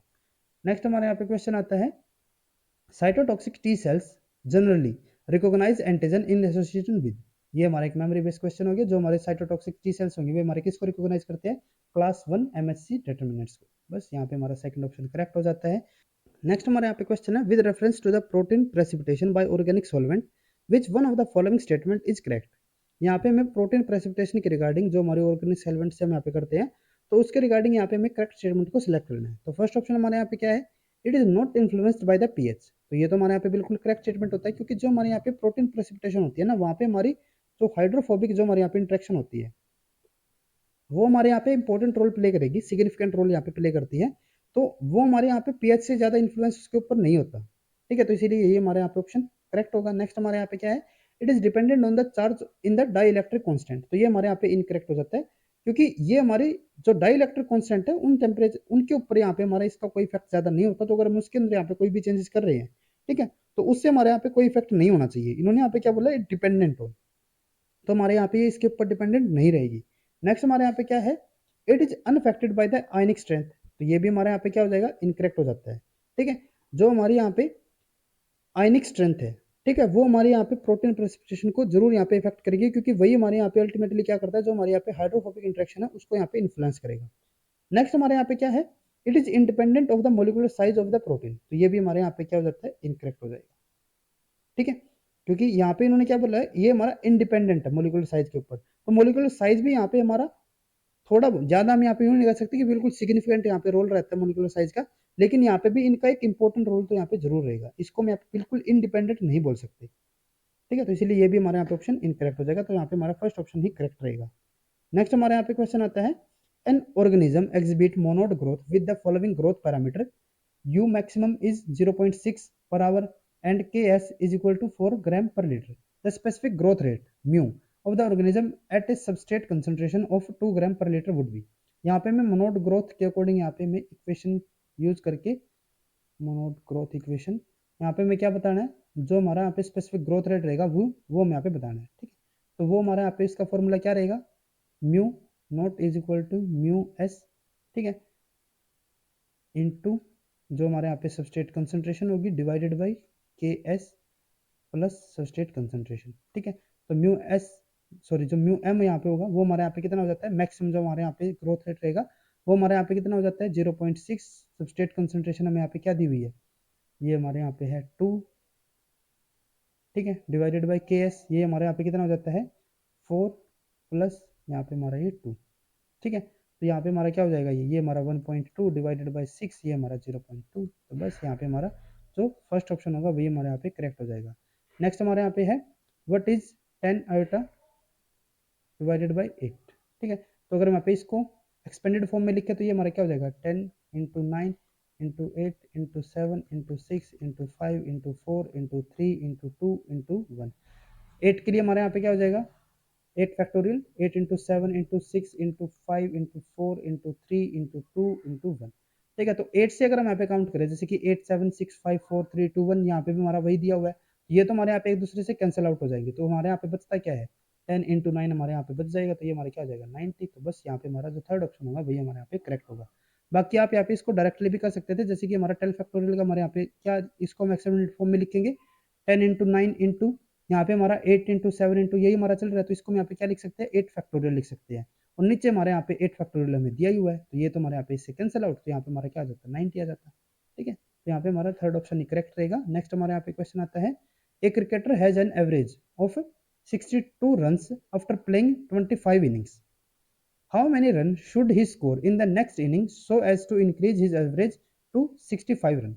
यहाँ पे क्या है कि कोई क्रिकेटर है, ठीक है, और उसने यहाँ पे टोटल 25 इनिंग्स यहाँ पे उसने खेल ली है, और इतनी इनिंग के बाद जो उसकी एवरेज है ना वो कितनी आ रही है यहाँ पे 62 रन, ठीक है। तो इसका मतलब 25 इनिंग्स के बाद जो उसने यहाँ पे टोटल रन जो यहाँ पे स्कोर किए होंगे, ठीक है, वो यहाँ पे कितने हो जाएंगे। देखो एवरेज का हमारे यहाँ पे फॉर्मूला क्या होता है, जो भी हमारे यहाँ पे टोटल रन होंगे, total run divided by total innings, ठीक है। अब यहाँ पे देखते हैं कि जो हमारे यहाँ पे टोटल इनिंग है यहाँ पे दी हुई है, ठीक है, एवरेज में यहाँ पे दी हुई है, टोटल रन अगर हम यहाँ पे काउंट कर लेते हैं तो वो हमारा क्या हो जाएगा एवरेज इंटू जो हमारे यहाँ पे टोटल इनिंग है, तो ये हमारे यहाँ पे कितना हो जाता है 1550, ठीक है। इतने रन उसने अभी तक यहाँ पे स्कोर किए, और उसको यहाँ पे चाहिए क्या कि एक इनिंग के बाद नेक्स्ट इनिंग जब यहाँ पे उसकी हो 26 इनिंग हो जाएगी टोटल, तो इसके बाद जो उसकी यहाँ पे एवरेज हो ना वो कितनी हो जानी चाहिए 65 रन, उसको ये वाली एवरेज यहाँ पे चाहिए, ठीक है। तो उसके लिए उसको यहाँ पे क्या करना पड़ेगा, अगर मैं यहाँ पे 26 इनिंग की बात करें और उसकी एवरेज अगर यहाँ पे 65 रन आ रही है, तो टोटल कितने रन उसने यहाँ पे स्कोर किए होंगे 26 इनिंग के बाद। तो फिर से हम यहाँ पे क्या करते हैं टोटल रन से यहाँ पे कैलकुलेट कर लेते हैं, तो ये हमारे यहाँ पे क्या हो जाएगा, अगर हम यहाँ पे 26 इंटू 65 अगर हम यहाँ पे करते हैं तो ये हमारा हो जाता है यहाँ पे 1690 के इक्वल, ठीक है। तो यानी कि 25 इनिंग में अगर उसके यहाँ पे 1550 रन थे और 26 के बाद उसके 1690 अगर यहाँ पे रन है, तो उसको 26 इनिंग के अंदर उसने यहाँ पे कितने रन यहाँ पे स्कोर करने पड़ेंगे, वहाँ पे हम माइनस कर लेंगे, तो 1690 माइनस 1550 ये हमारा 140 यानी कि 140, तो इसीलिए हमारे यहाँ पे थर्ड ऑप्शन करेक्ट होगा। नेक्स्ट हमारे यहाँ पे क्वेश्चन है the next number in the series 1 1 2 3 5 8 13 21 H. यहाँ पे हमें एक सीरीज दी हुई है और उसके अंदर में बताना है कि इससे नेक्स्ट नंबर हमारे यहाँ पे क्या आएगा। तो अगर हम यहाँ पे सीरीज को एनालाइज करते हैं तो यहाँ पे हमारा क्या है 1 1 2, तो यहाँ पे अगर हम इसको देखें तो ये हमारा क्या हो गया 1 + 1 2, 1 + 2 3, 2 + 3 5, 3 + 5 8, 5 + 8 13, 13 + 8 21, तो 13 + 21 ये हमारे यहाँ पे कितना हो जाएगा 34। तो बस यहाँ पे हमारा जो फोर्थ ऑप्शन होगा वही हमारे यहाँ पे करेक्ट होता है। नेक्स्ट हमारे यहाँ पे क्वेश्चन है 80 buffer contain 200 millimolar Tris and 50 millimolar EDT है। अब यहाँ पे क्या है कि हमारे यहाँ पे एक बफर है और उसके अंदर हमारे यहाँ पे क्या है 200 मिलीमोलर हमारे यहाँ पे ट्रिस है और 50 मिलीमोलर हमारे यहाँ पे ईडीटी है, ठीक है। Given the stock solution 0.5 molar tris and 0.5 molar EDTA है, volume of the stock solution required to make the 1 litre of buffer solution are respectively. तो ये टाइप के हमारे क्वेश्चन बार बार हमें डीवीडी के अंदर देखने को मिलते हैं, तो इन क्वेश्चन को आप यहाँ पे जरूर रिपीट करके जाएं। तो इसके अंदर में क्या दिया हुआ है कि हमारे पास यहाँ पे एक स्टॉक सॉल्यूशन है, ठीक है, और एक हमारे पास यहाँ पे क्या है जो हमारे यहाँ पे वर्किंग सॉल्यूशन है। हमें यहाँ पे स्टॉक सॉल्यूशन से वर्किंग सॉल्यूशन हमें यहाँ पे प्रिपेयर करना है। अब जो हमारे यहाँ पे स्टॉक सॉल्यूशन है, पहले अगर हम यहाँ पे बात करें ट्रिस के लिए, ठीक है, तो ट्रिस के लिए जो हमें यहाँ पे स्टॉक सॉल्यूशन दिया हुआ है उसकी हमारे यहाँ पे कंसेंट्रेशन क्या दी हुई है 0.5 मोलर, ठीक है। और जो हमें यहाँ पे वर्किंग सॉल्यूशन बनाना है ट्रिस का वो हमारा कितना बनाना है हमें 200 मिलीमोलर, ठीक है। तो इसको हम यहाँ पे क्या लिख सकते हैं 0.2 मोलर भी यहाँ पे हम लिख सकते हैं। अब जो हमें वर्किंग सॉल्यूशन बनाना है ना वो हमें कितना बनाना है यहाँ पे 1 लीटर बनाना है, ये हमें कितना बनाना है 1 लीटर, जिसको हम क्या लिख सकते हैं 1000 ml हम यहाँ पे लिख सकते हैं, ठीक है। तो हम स्टॉक सोल्यूशन कितना ले कि यहाँ पे हमारा 0.2 मोलर का हमारा यहाँ पे 1000 ml यहाँ पे हमारा सोल्यूशन प्रिपेयर हो जाए। तो इसके लिए हमें सिंपली यहाँ पे क्या करना है, m1v1 is equal to m2v2 में यहाँ पे फॉर्मूला अप्लाई कर देना है। तो यहाँ पे हमारा m1 जैसे कि हम यहाँ पे स्टॉक सोल्यूशन के लिए लेके चलते हैं, तो यहाँ पे हमारे मोलरिटी क्या दी हुई है 0.5 इंटू v1, इसकी वॉल्यूम में यहाँ पे गिवन बतानी है ना ये, तो ठीक है, ये हम यहाँ पे x कर लेते हैं। तो यहाँ पे हमारा m2 यहाँ पे क्या हो जाएगा, m2 हमारे यहाँ पे 0.2, ये हमारे यहाँ पे 1000, तो यहाँ पे हमारा v1 क्या हो जाएगा 0.2 इंटू 1000 डिवाइडेड बाई 0.5, ठीक है। और अगर हम यहाँ पे इसको सोल्व करके चलते हैं तो ये हमारे यहाँ पे क्या हो जाएगा, ये हमारे यहाँ पे 200, ठीक है, ये हमारे यहाँ पे 0.5, ठीक है, और ये हमारे यहाँ पे क्या हो जाएगा, ये हमारे यहाँ पे हो जाता है 400, ठीक है। तो यहाँ पे हमारा जो ट्रिस होगा इसका हमारे यहाँ पे आंसर क्या जाएगा, इसके लिए हमारे यहाँ पे 400 ml में यहाँ पे लेके चलना पड़ेगा। नेक्स्ट अगर हम यहाँ पे बात करते हैं जो हमारा सेकंड यहाँ पे दिया हुआ है ईडीटी के लिए, तो ईडीटी के लिए यहाँ पे हमें क्या क्या दिया हुआ है, जो हमारे यहाँ पे स्टॉक सोल्यूशन है वो हमारे यहाँ पे कितना है 0.5 मोलर ही है। ये हमें कितना बनाना है यहाँ पे, ये हमें बताना है 50 मिली मोलर, ठीक है। तो इसको मैं अगर मोलर में कन्वर्ट करें तो ये हमारे क्या हो जाएगा 0.05 हो जाएगा। ये भी हमें कितना बनाना है 1 लीटर बनाना है, यानी कि 1000 ml। तो बस यहाँ पे भी हमें वही फिर से फॉर्मूला अप्लाई करना है, और ये हमारे यहाँ पे क्या हो जाता है m1 हमारा यहाँ पे 0.5, ये हमारा v1, ये हमारा यहाँ पे m2, ये हमारा यहाँ पे 0.05, ये हमारा यहाँ पे 1000, ठीक है। तो यहाँ पे हमारा v1 क्या हो जाएगा 0.05 इंटू 1000 डिवाइडेड बाई 0.5, ठीक है। तो अगर हम यहाँ पे इसको सोल्व करके चलते हैं तो ये हमारा कितना आ जाएगा 100 आ जाएगा बस, ठीक है। ये हमारा इससे 10 पे कैंसिल, ये हमारे यहाँ पे 100, तो यहाँ पे हमारा v1 क्या आ जाएगा 100, तो इसीलिए हमारे यहाँ पे जो ईडीटी है वो हमारे यहाँ पे कितना हमें लेना पड़ेगा 100 ml, ठीक है। तो यहाँ पे अगर हम ऑप्शन के लिए बात करें तो फर्स्ट ऑप्शन में यहाँ पे हमें दिया हुआ है 400 एंड 100, ठीक है। तो यहाँ पे हमारा फर्स्ट ऑप्शन करेक्ट हो जाएगा। नेक्स्ट हमारे यहाँ पे क्वेश्चन है the pH of 0.001 molar HCl solution is in H2O is. अब यहाँ पे हमें क्या बताना है कि यहाँ पे हमने HCl को लिया है और कितने कंसंट्रेशन में लिया है पे हमने 0.001 के अंदर, 0.001 मोलर के अंदर, ठीक है। तो यहाँ पे हमें क्या बताना है इसका pH हमारे यहाँ पे क्या रहेगा। तो अगर हम यहाँ पे HCl की कंसंट्रेशन अगर हम यहाँ पे देखते हैं तो ये हमारे यहाँ पे कितना हो जाएगा, ये हमारा होता है 10⁻³ ठीक है। और यहाँ पे अगर हम pH का फॉर्मूला डायरेक्टली भी अप्लाई कर देते हैं तो माइनस लॉग यहाँ पे हमारा हाइड्रोजन कंसंट्रेशन, तो ये हमारा माइनस लॉग यहाँ पे हमारा 10⁻³ और अगर हम यहाँ पे इसको ओपन करके चलते हैं तो -3 यहाँ पे हमारा log 10 यहाँ पे हमारा 10 हो जाएगा ये। तो इसकी अगर हम यहाँ पे वैल्यू बताते हैं तो ये हमारा कितना हो जाएगा, ये हमारा +3 हो गया यहाँ पे, ठीक है। और यहाँ पे log 10 की वैल्यू हमारी 1 होती है, तो ये हमारे यहाँ पे क्या आ जाएगा 3 आ जाएगा। तो बस यहाँ पे हमारा थर्ड ऑप्शन करेक्ट हो जाता है।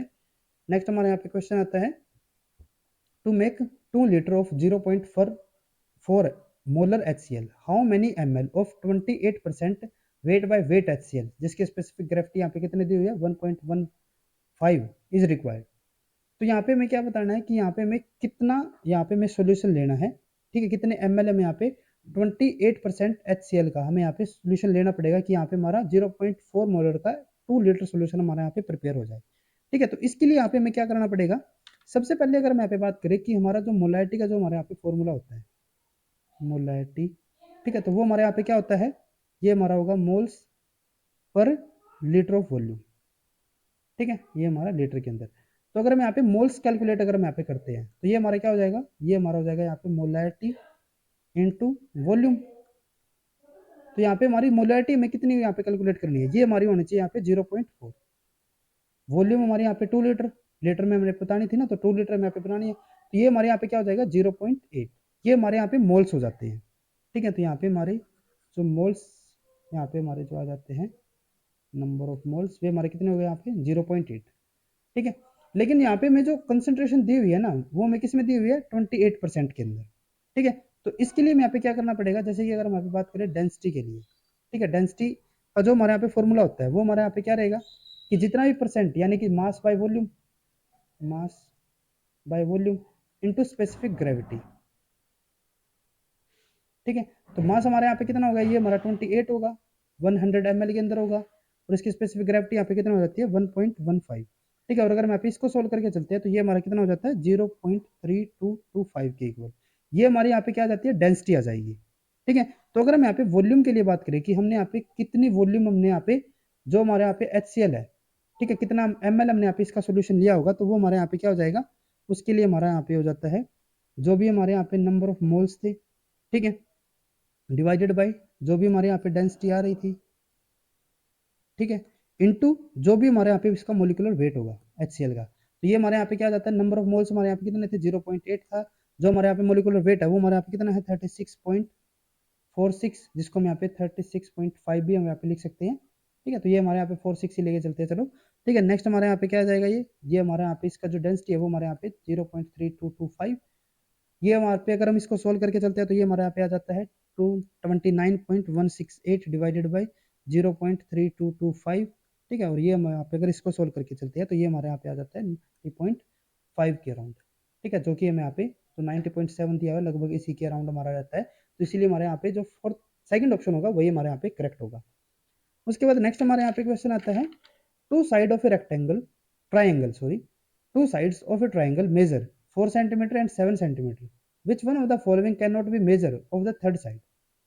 अब यहाँ पे क्या है कि हमारा यहाँ पे एक ट्राइंगल दिया हुआ है जिसकी जो दो साइड है वो यहाँ पे गिवन है 4 सेंटीमीटर एंड 7 सेंटीमीटर। अब यहाँ पे हमें जो थर्ड साइड है ना उसके रिगार्डिंग यहाँ पे हमें डिफरेंट वैल्यू में यहाँ पे दी हुई है, और यहाँ पे हमें बताना है कि इनमें से जो यहाँ पे डिफरेंट ऑप्शन दिए हुए हैं उसमें से कौन सा हमारे यहाँ पे ऑप्शन तीसरी साइड की हमारी लेंथ नहीं हो सकती।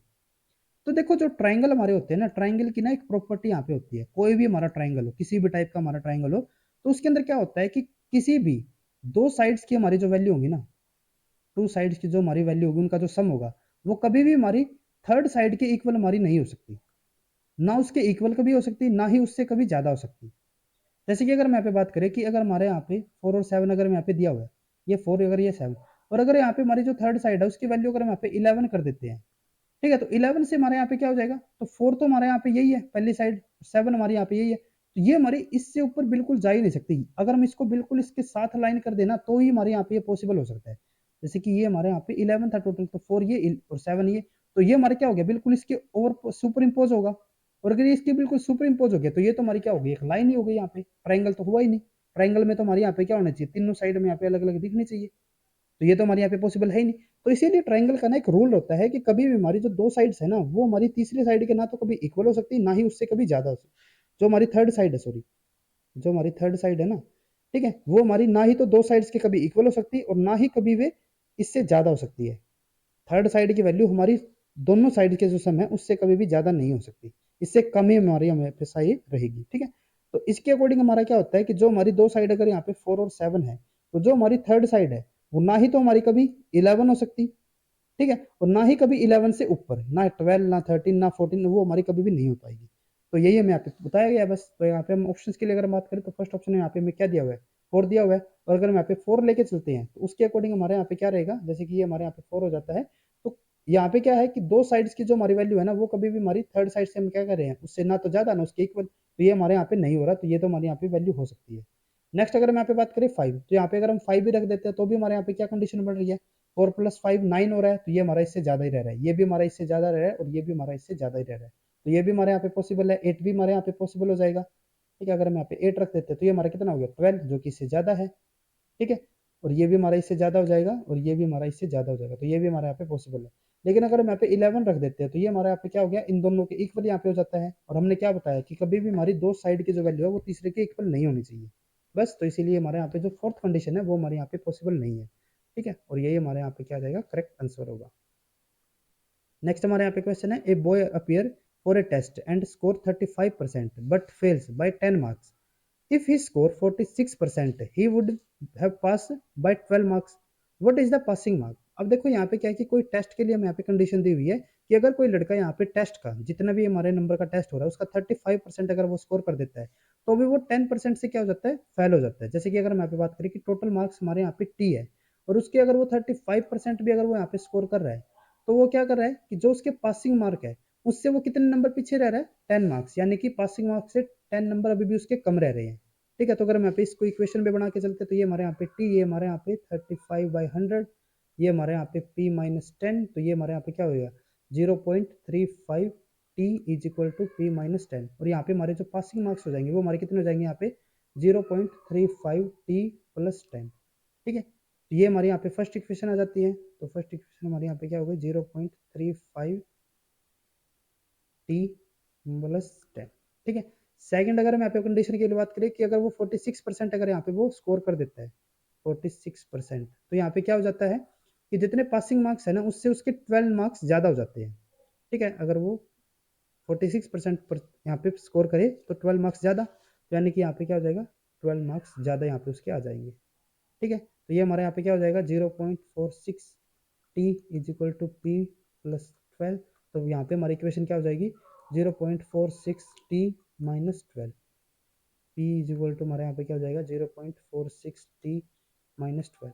ये हमारी फर्स्ट, ये हमारी सेकंड इक्वेशन। तो यहाँ पे हमारा पी दोनों हमारे यहाँ पे इक्वल है, तो इन दोनों की यहाँ पे क्या कर सकते हैं, एक दूसरे के इक्वल यहाँ पे हम इसको रख सकते हैं।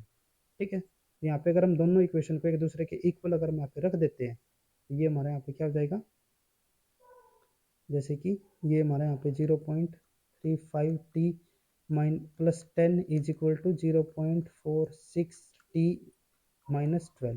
ठीक है, तो यहाँ पे अगर हम इस 12 को इस तरफ लेके जाते हैं और इसको हम दूसरी तरफ, तो ये हमारे यहाँ पे क्या हो जाएगा 10 plus 12 is equal to 0.46 T minus 0.35 T. ठीक है, तो ये हमारे यहाँ पे 22, ये हमारे यहाँ पे क्या हो जाएगा 0.11 टी। तो यहाँ पे हमारा टी की वैल्यू क्या हो जाएगी 22 डिवाइडेड बाई 0.11, ये हमारे यहाँ पे 200। ठीक है, तो बस यहाँ पे हमारा जो टोटल मार्क्स हमारे यहाँ पे हो जाएंगे वो हमारे कितने हो गए 200।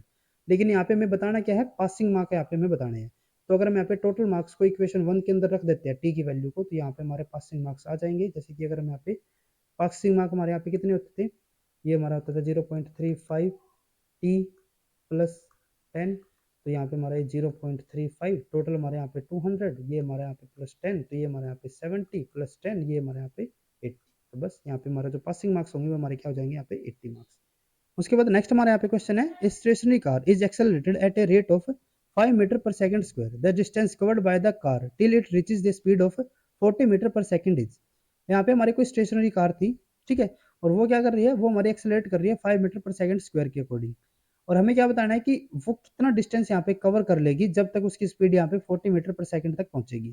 तो इसके लिए हमारे यहाँ पे एक सिंपल फॉर्मूला रहेगा V square is equal to U square plus 2as। यहाँ पे वी स्क्वायर हमारा क्या है कि जो उसकी फाइनल स्पीड यहाँ पे थी, फाइनल स्पीड उसको कितनी पहुंचानी है 40 मीटर पर स्क्वायर पर सेकंड। तो ये हमारे यहाँ पे क्या हो गया 40 स्क्वायर हो जाएगा। ठीक है, यहाँ पे हमारा जो यू है, यू हमारे यहाँ पे क्या है कि जो उसकी इनिशियल यहाँ पे स्पीड थी, इनिशियल वो किस में था, स्टेशनरी कार थी, यानी कि वो बिल्कुल रुकी हुई थी, तो यानी कि उसकी जो इनिशियल स्पीड होगी वो हमारी कितनी हो जाएगी 0। ये हमारे यहाँ पे स्क्वायर इसका 2a। ए हमारे यहाँ पे क्या है एक्सेलरेशन, एक्सेलरेशन उसका कितना है 5। ठीक है, और यहाँ पे हमारा जो s होगा ये हमारा क्या हो जाएगा डिस्टेंस हो जाएगा। बस यहाँ पे हमें इसी के अकॉर्डिंग इसको यहाँ पे सोल्व करना है। तो ये हमारे यहाँ पे 1600, ये हमारे यहाँ पे 0, ये हमारे यहाँ पे 10s। ठीक है, तो यहाँ पे हमारा ये 1600, यहाँ पे ये तो हमारा 0 ही हो गया, तो इसको हम यहाँ पे रिमूव कर देते हैं। तो यहाँ पे हमारा s की वैल्यू क्या हो जाएगी, इसको हम 10 से डिवाइड, तो ये हमारे यहाँ पे कैंसिल, ये हमारे यहाँ पे s इज इक्वल टू 160। तो बस यहाँ पे हमारा जो थर्ड ऑप्शन होगा वही हमारे यहाँ पे करेक्ट हो जाएगा। नेक्स्ट हमारे यहाँ पे आता है find the missing number in the following series. यहाँ पे हमें एक सीरीज दी हुई है और उसके अंदर हम यहाँ पे मिसिंग नंबर को यहाँ पे बताना है क्या रहेगा। तो अगर हम यहाँ पे इसके अकॉर्डिंग चलते हैं तो यहाँ पे हमारा 4 7 दिया हुआ है। ठीक है, और यहाँ पे हमारा क्या दिया हुआ है ये 9, और फिर ये हमारे यहाँ पे 12। तो ये हमारा क्या हो जाता है, ये इसका यहाँ पे +3 हो गया। ठीक है, यहाँ पे हमारा ये +2 हो गया और ये हमारे यहाँ पे +3, यानी कि 3 2 3। यहाँ पे भी अगर हम देखते हैं +3 +2 +3 बिल्कुल ठीक है, यहाँ पे भी हमारा वही यहाँ पे फॉर्मूला रहेगा, यानी कि +3। ठीक है, 22, यहाँ पे +2 यानी कि 24, और ये हमारा +3 यानी कि 27। तो बस यहाँ पे हमारा फर्स्ट ऑप्शन करेक्ट हो जाएगा। नेक्स्ट हमारे यहाँ पे क्वेश्चन आता है identify the next figure in the series. यहाँ पे हमें एक सीरीज दी हुई है और उसके अंदर यहाँ पे हमें नेक्स्ट नंबर को सिलेक्ट करना है। तो यहाँ पे नेक्स्ट यहाँ पे फिगर हमें यहाँ पे बतानी है। तो यहाँ पे हमारा क्या है, एक ये हमारी यहाँ पे हो गई, फिर ये हमारे यहाँ पे ट्रायंगल में दिया हुआ है। अब नेक्स्ट में यहाँ पे क्या कर दिया कि जो हमारी ये वाली जो यहाँ पे फिगर थी ना, इसको हमने क्या कर दिया 90 डिग्री हमने यहाँ पे इसको रोटेट कर दिया। 90 डिग्री हम यहाँ पे इसको रोटेट कर रहे हैं, तो ये हमें यहाँ पे मिल जाएगा इस तरीके से। ठीक है, तो अगर हम इसको भी यहाँ पे 90 डिग्री अगर यहाँ पे रोटेट कर देते तो यहाँ पे हमें क्या मिलेगा, एक ट्रायंगल ही यहाँ पे मिलेगा। ऐसा तो नहीं है कि इसको रोटेट करने से हमारे यहाँ पे किसी और फिगर के अंदर हमारा कन्वर्ट हो जाएगा। तो यहाँ पे हमारा क्या आएगा, सिंपल ट्रायंगल ही आएगा। तो बस यहाँ पे हमारा फर्स्ट ऑप्शन करेक्ट होगा।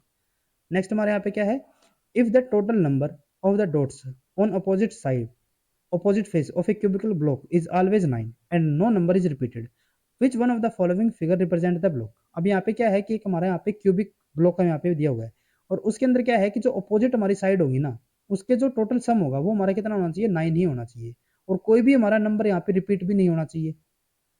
ठीक है, तो उसके अकॉर्डिंग यहाँ पे हमारा कौन सा जो ब्लॉक है वो हमारे यहाँ पे करेक्ट होगा, वो हमें यहाँ पे बताना है। तो देखो अगर हम यहाँ पे फर्स्ट के लिए बात करें तो यहाँ पे मैं क्या क्या दिया हुआ है, यहाँ पे हमारा 4 है, ये हमारा यहाँ पे 7 हो गया, यहाँ पे हमारा 2 हो गया। अब देखो यहाँ पे हमने क्या बताया था कि हमारे जो अपोजिट फेसेस है उनके जो यहाँ पे सम है वो हमारा कितना होना चाहिए, 9 होना चाहिए, और कोई भी नंबर हमारे यहाँ पे रिपीट नहीं होना चाहिए। तो अगर यहाँ पे हमारा 7 है तो इसके जस्ट अपोजिट हमारे यहाँ पे क्या होगा, यहाँ पे हमारा 2 होना चाहिए, तभी तो इनका सम यहाँ पे कितना होगा, 9 होगा। और अगर यहाँ पे हमारा इसके अपोजिट अगर यहाँ पे 2 हो जाता है तो ये तो हमारे यहाँ पे 2 यहाँ पे भी दिया हुआ है, तो ये तो हमारे यहाँ पे नंबर क्या हो गए, रिपीट हो गए, तो यानी कि ये ब्लॉक तो हमारे यहाँ पे इस कंडीशन को फुलफिल नहीं कर रहा।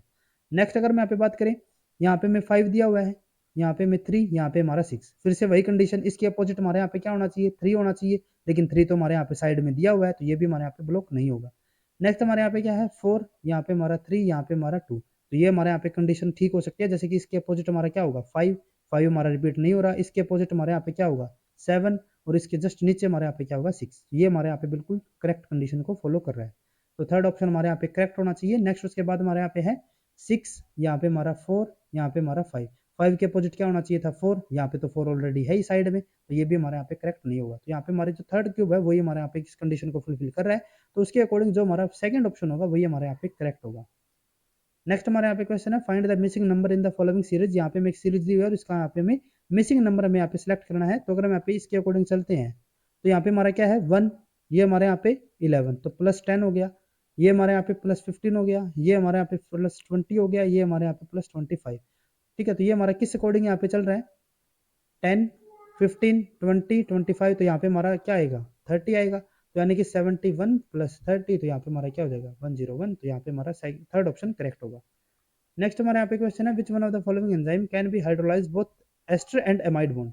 इनमें से कौन सा हमारा एंजाइम यहाँ पे एस्टर और अमाइड बॉन्ड दोनों को हमारे यहाँ पे हाइड्रोलाइज कर सकता है। तो उसके लिए हमारे यहाँ पे करेक्ट क्या रहेगा, जो हमारा काइमोट्रिप्सिन होता है। ये हमारा एक मेमोरी बेस्ड क्वेश्चन है, ये आपको यहाँ पे ध्यान में रखना है।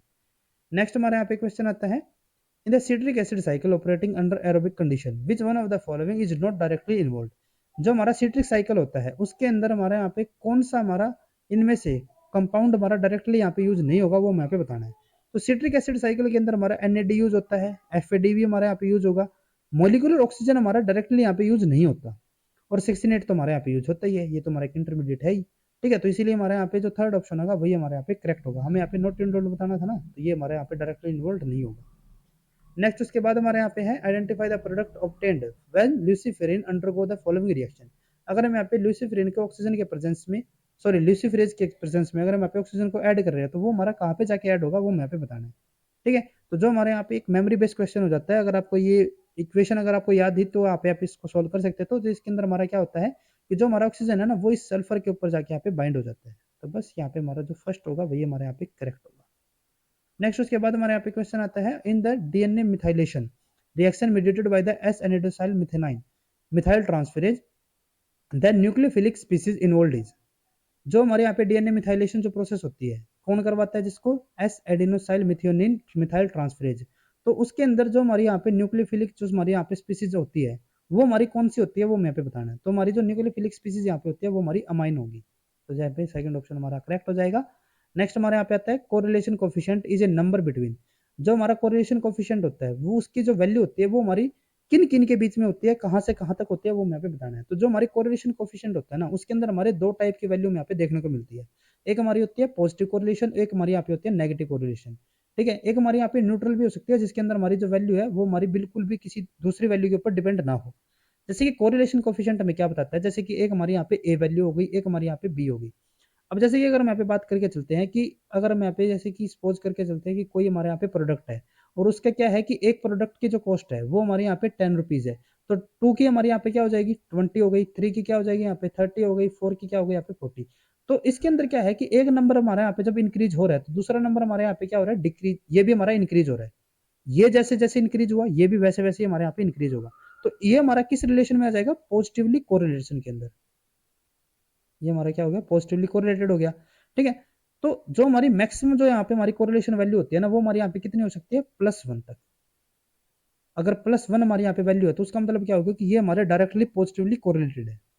और एक हमारे यहाँ पे क्या हो सकता है कि हमारे यहाँ पे नेगेटिव कोरिलेशन भी हो सकता है, जैसे कि अगर हम यहाँ पे ए और बी की अगर हम यहाँ पे बात करें और इसके अंदर अगर हम यहाँ पे लेके चलते हैं कि जैसे कि यहाँ पे ए हमारा क्या है कि नंबर ऑफ पर्सन हमारे यहाँ पे इंडिकेट कर रहा है किसी काम को करने के लिए, तो जैसे कि यहाँ पे अगर 1% था तो उसको एक काम करने के अंदर यहाँ पे 10 डेज लग रहे थे, 2 को यहाँ पे 5 डेज लग रहे हैं, 3 को यहाँ पे 3.3 डेज लग रहे हैं।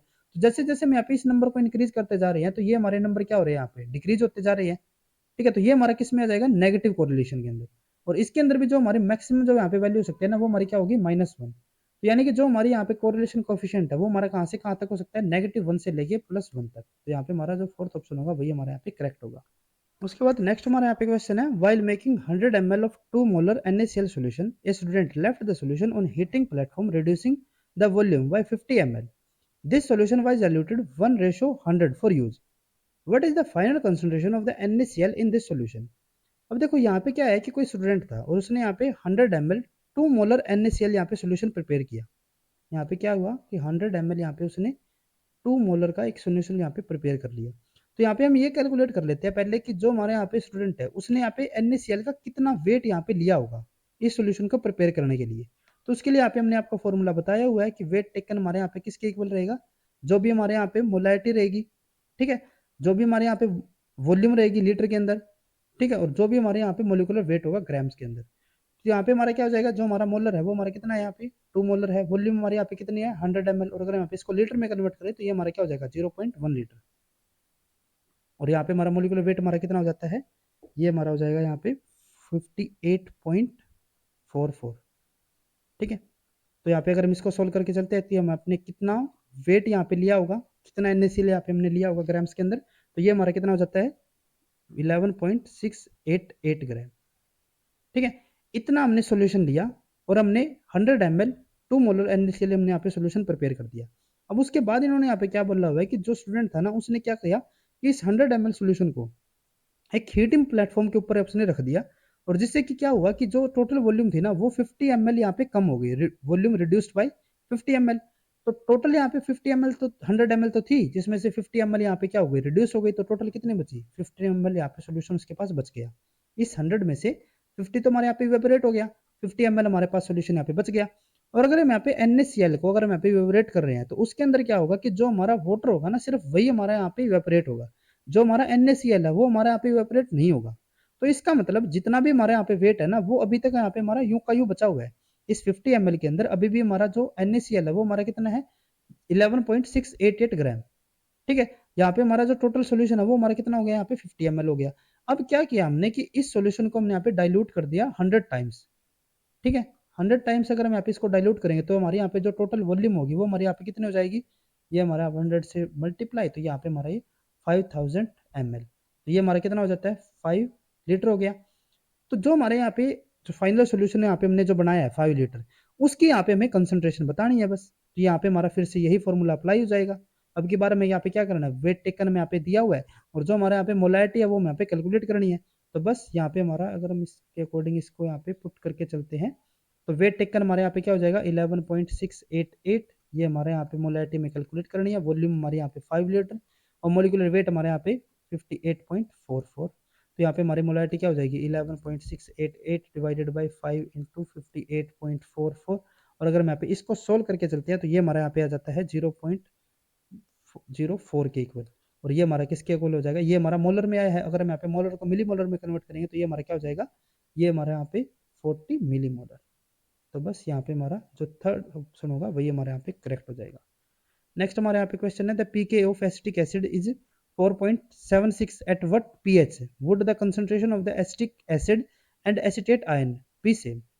तो यहाँ पे मैं pKa और pH के लिए हम यहाँ पे बोला हुआ है, और जब हमारी इन चीज़ों के बीच में अगर हमारा कोई रिलेशनशिप में कैलकुलेट करना हो तो उसके लिए हमारी जो हेजलबैक हेंडरसन जो हमारी इक्वेशन रहती है, हेंडरसन हेजलबैक जो हमारी इक्वेशन होगी वो हमारे यहाँ पे यूज होगी। तो इसके अंदर हमारे यहाँ पे क्या रहता है, यहाँ पे हमारा जो पीके होगा वो हमारा इक्वल होता है पीएच प्लस लॉग जो हमारे यहाँ पे आयन डिवाइडेड बाय यहाँ पे हमारा जो एसिड होगा या फिर बेस जो हमारे यहाँ पे होगा। ठीक है, तो यहाँ पे हमारा एसिड हमें दिया हुआ है तो बस यहाँ पे हमारा पीके कितना दिया हुआ है, ये हमारा 4.76 पीएच हमें यहाँ पे कैलकुलेट करना है। और यहाँ पे हमारा लॉग, और यहाँ पे मैंने क्या बोला हुआ है कि जो हमारे आयन है और जो हमारे एसिटेट आयन और जो हमारे यहाँ पे एसिड है उनकी कंसंट्रेशन हमारे यहाँ पे क्या है, सेम है। ठीक है, तो अगर यहाँ पे इन दोनों की वैल्यू अगर यहाँ पे सेम होगी तो यहाँ पे हमारा क्या हो जाएगा 1/1, तो ये हमारे यहाँ पे एक दूसरे से कैंसिल आउट, यहाँ पे हमारा 1 ही आ जाएगा बस। ठीक है, और यहाँ पे हमारा 4.76 यहाँ पे हमारा ये पीएच log 1 की वैल्यू हमारी कितनी होती है, 0 रहेगी।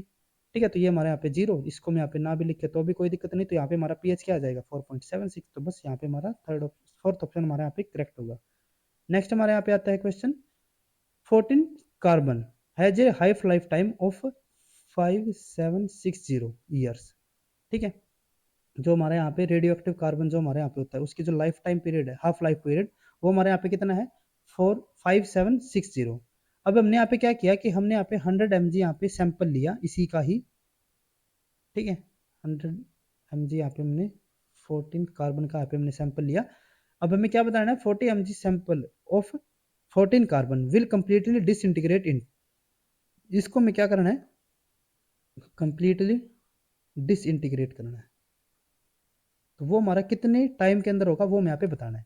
ठीक है, तो देखो यहाँ पे जो हाफ लाइफ पीरियड है ना, उसका मतलब हमारे यहाँ पे क्या हो जाता है, जैसे कि हमारे यहाँ पे 100 mg सैंपल था, तो जो हमारे यहाँ पे हाफ लाइफ टाइम है यानी कि 5760 इतने ईयर्स के बाद जो इसका यहाँ पे जो वेट रहेगा ना, वो हमारा कितना हो जाएगा, 50 mg हो जाएगा।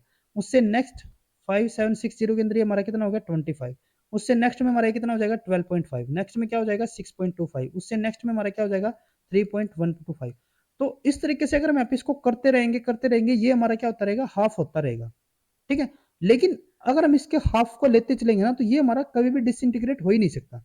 कहीं ना कुछ हमारी माइन्यूट अमाउंट यहाँ पे आती ही रहेगी। जैसे कि अगर हमारे यहाँ पे 0.001 हो गया, तो नेक्स्ट में क्या हो जाएगा, 0.0005। उससे नेक्स्ट में क्या हो जाएगा, 0.000। ये हमारा चलता ही रहेगा, ये हमारा कंप्लीटली डिसइंटीग्रेट तो कभी भी नहीं हो पाएगा। तो बस यहाँ पे हमारा क्या आएगा, ये इनफाइनाइट टाइम आएगा। फोर्थ ऑप्शन हमारे यहाँ पे करेक्ट होगा। उसके बाद आज का हमारे यहाँ पे लास्ट क्वेश्चन है, a young scientist was interested in creating a dipeptide using L alanine and L glycine, how many different dipeptide can be generated. यहाँ पे हमारे पास क्या है, एक हमारे पास यहाँ पे एल एलेनाइन है और एक हमारे पास यहाँ पे एल ग्लाइसिन है। तो इससे हम कितने टाइप के यहाँ पे डाइपेप्टाइड की फॉर्मेशन कर सकते हैं वो हमें यहाँ पे बताना है। ठीक है, डाइपेप्टाइड यानी कि 2 अमीनो एसिड हमारे यहाँ पे होने चाहिए। तो यहाँ पे हमारी क्या क्या अरेंजमेंट हो सकती है, यहाँ पे हमारा फर्स्ट एलेनाइन हो सकता है, सेकंड हमारे यहाँ पे ग्लाइसिन हो सकता है। सेकंड केस में हमारे यहाँ पे पहला ग्लाइसिन, सेकंड हमारे यहाँ पे एलेनिन हो सकता है। थर्ड केस में हमारे दोनों के दोनों हमारे यहाँ पे एलेनिन हो सकते हैं, और फोर्थ केस के अंदर हमारे यहाँ पे दोनों के दोनों ग्लाइसिन हो सकते हैं। तो यहाँ पे हमारे टोटल कितने टाइप के डाइपेप्टाइड बन गए, 4 टाइप्स के। तो इसीलिए हमारे यहाँ पे फोर्थ ऑप्शन करेक्ट होगा। ठीक है, तो आज के लेक्चर में बस इतना ही। अगर आपको ये वीडियो हमारी यूजफुल लगी हो तो please like and share this video. और डीबीटी बेट जेआरएफ, गेट लाइफ साइंस और सीएसआईआर नेट जेआरएफ से रिलेटेड इसी तरीके के इंपॉर्टेंट कॉन्सेप्ट्स और क्वेश्चंस करने के लिए please subscribe to our YouTube channel Scholars Concepts. Thank you.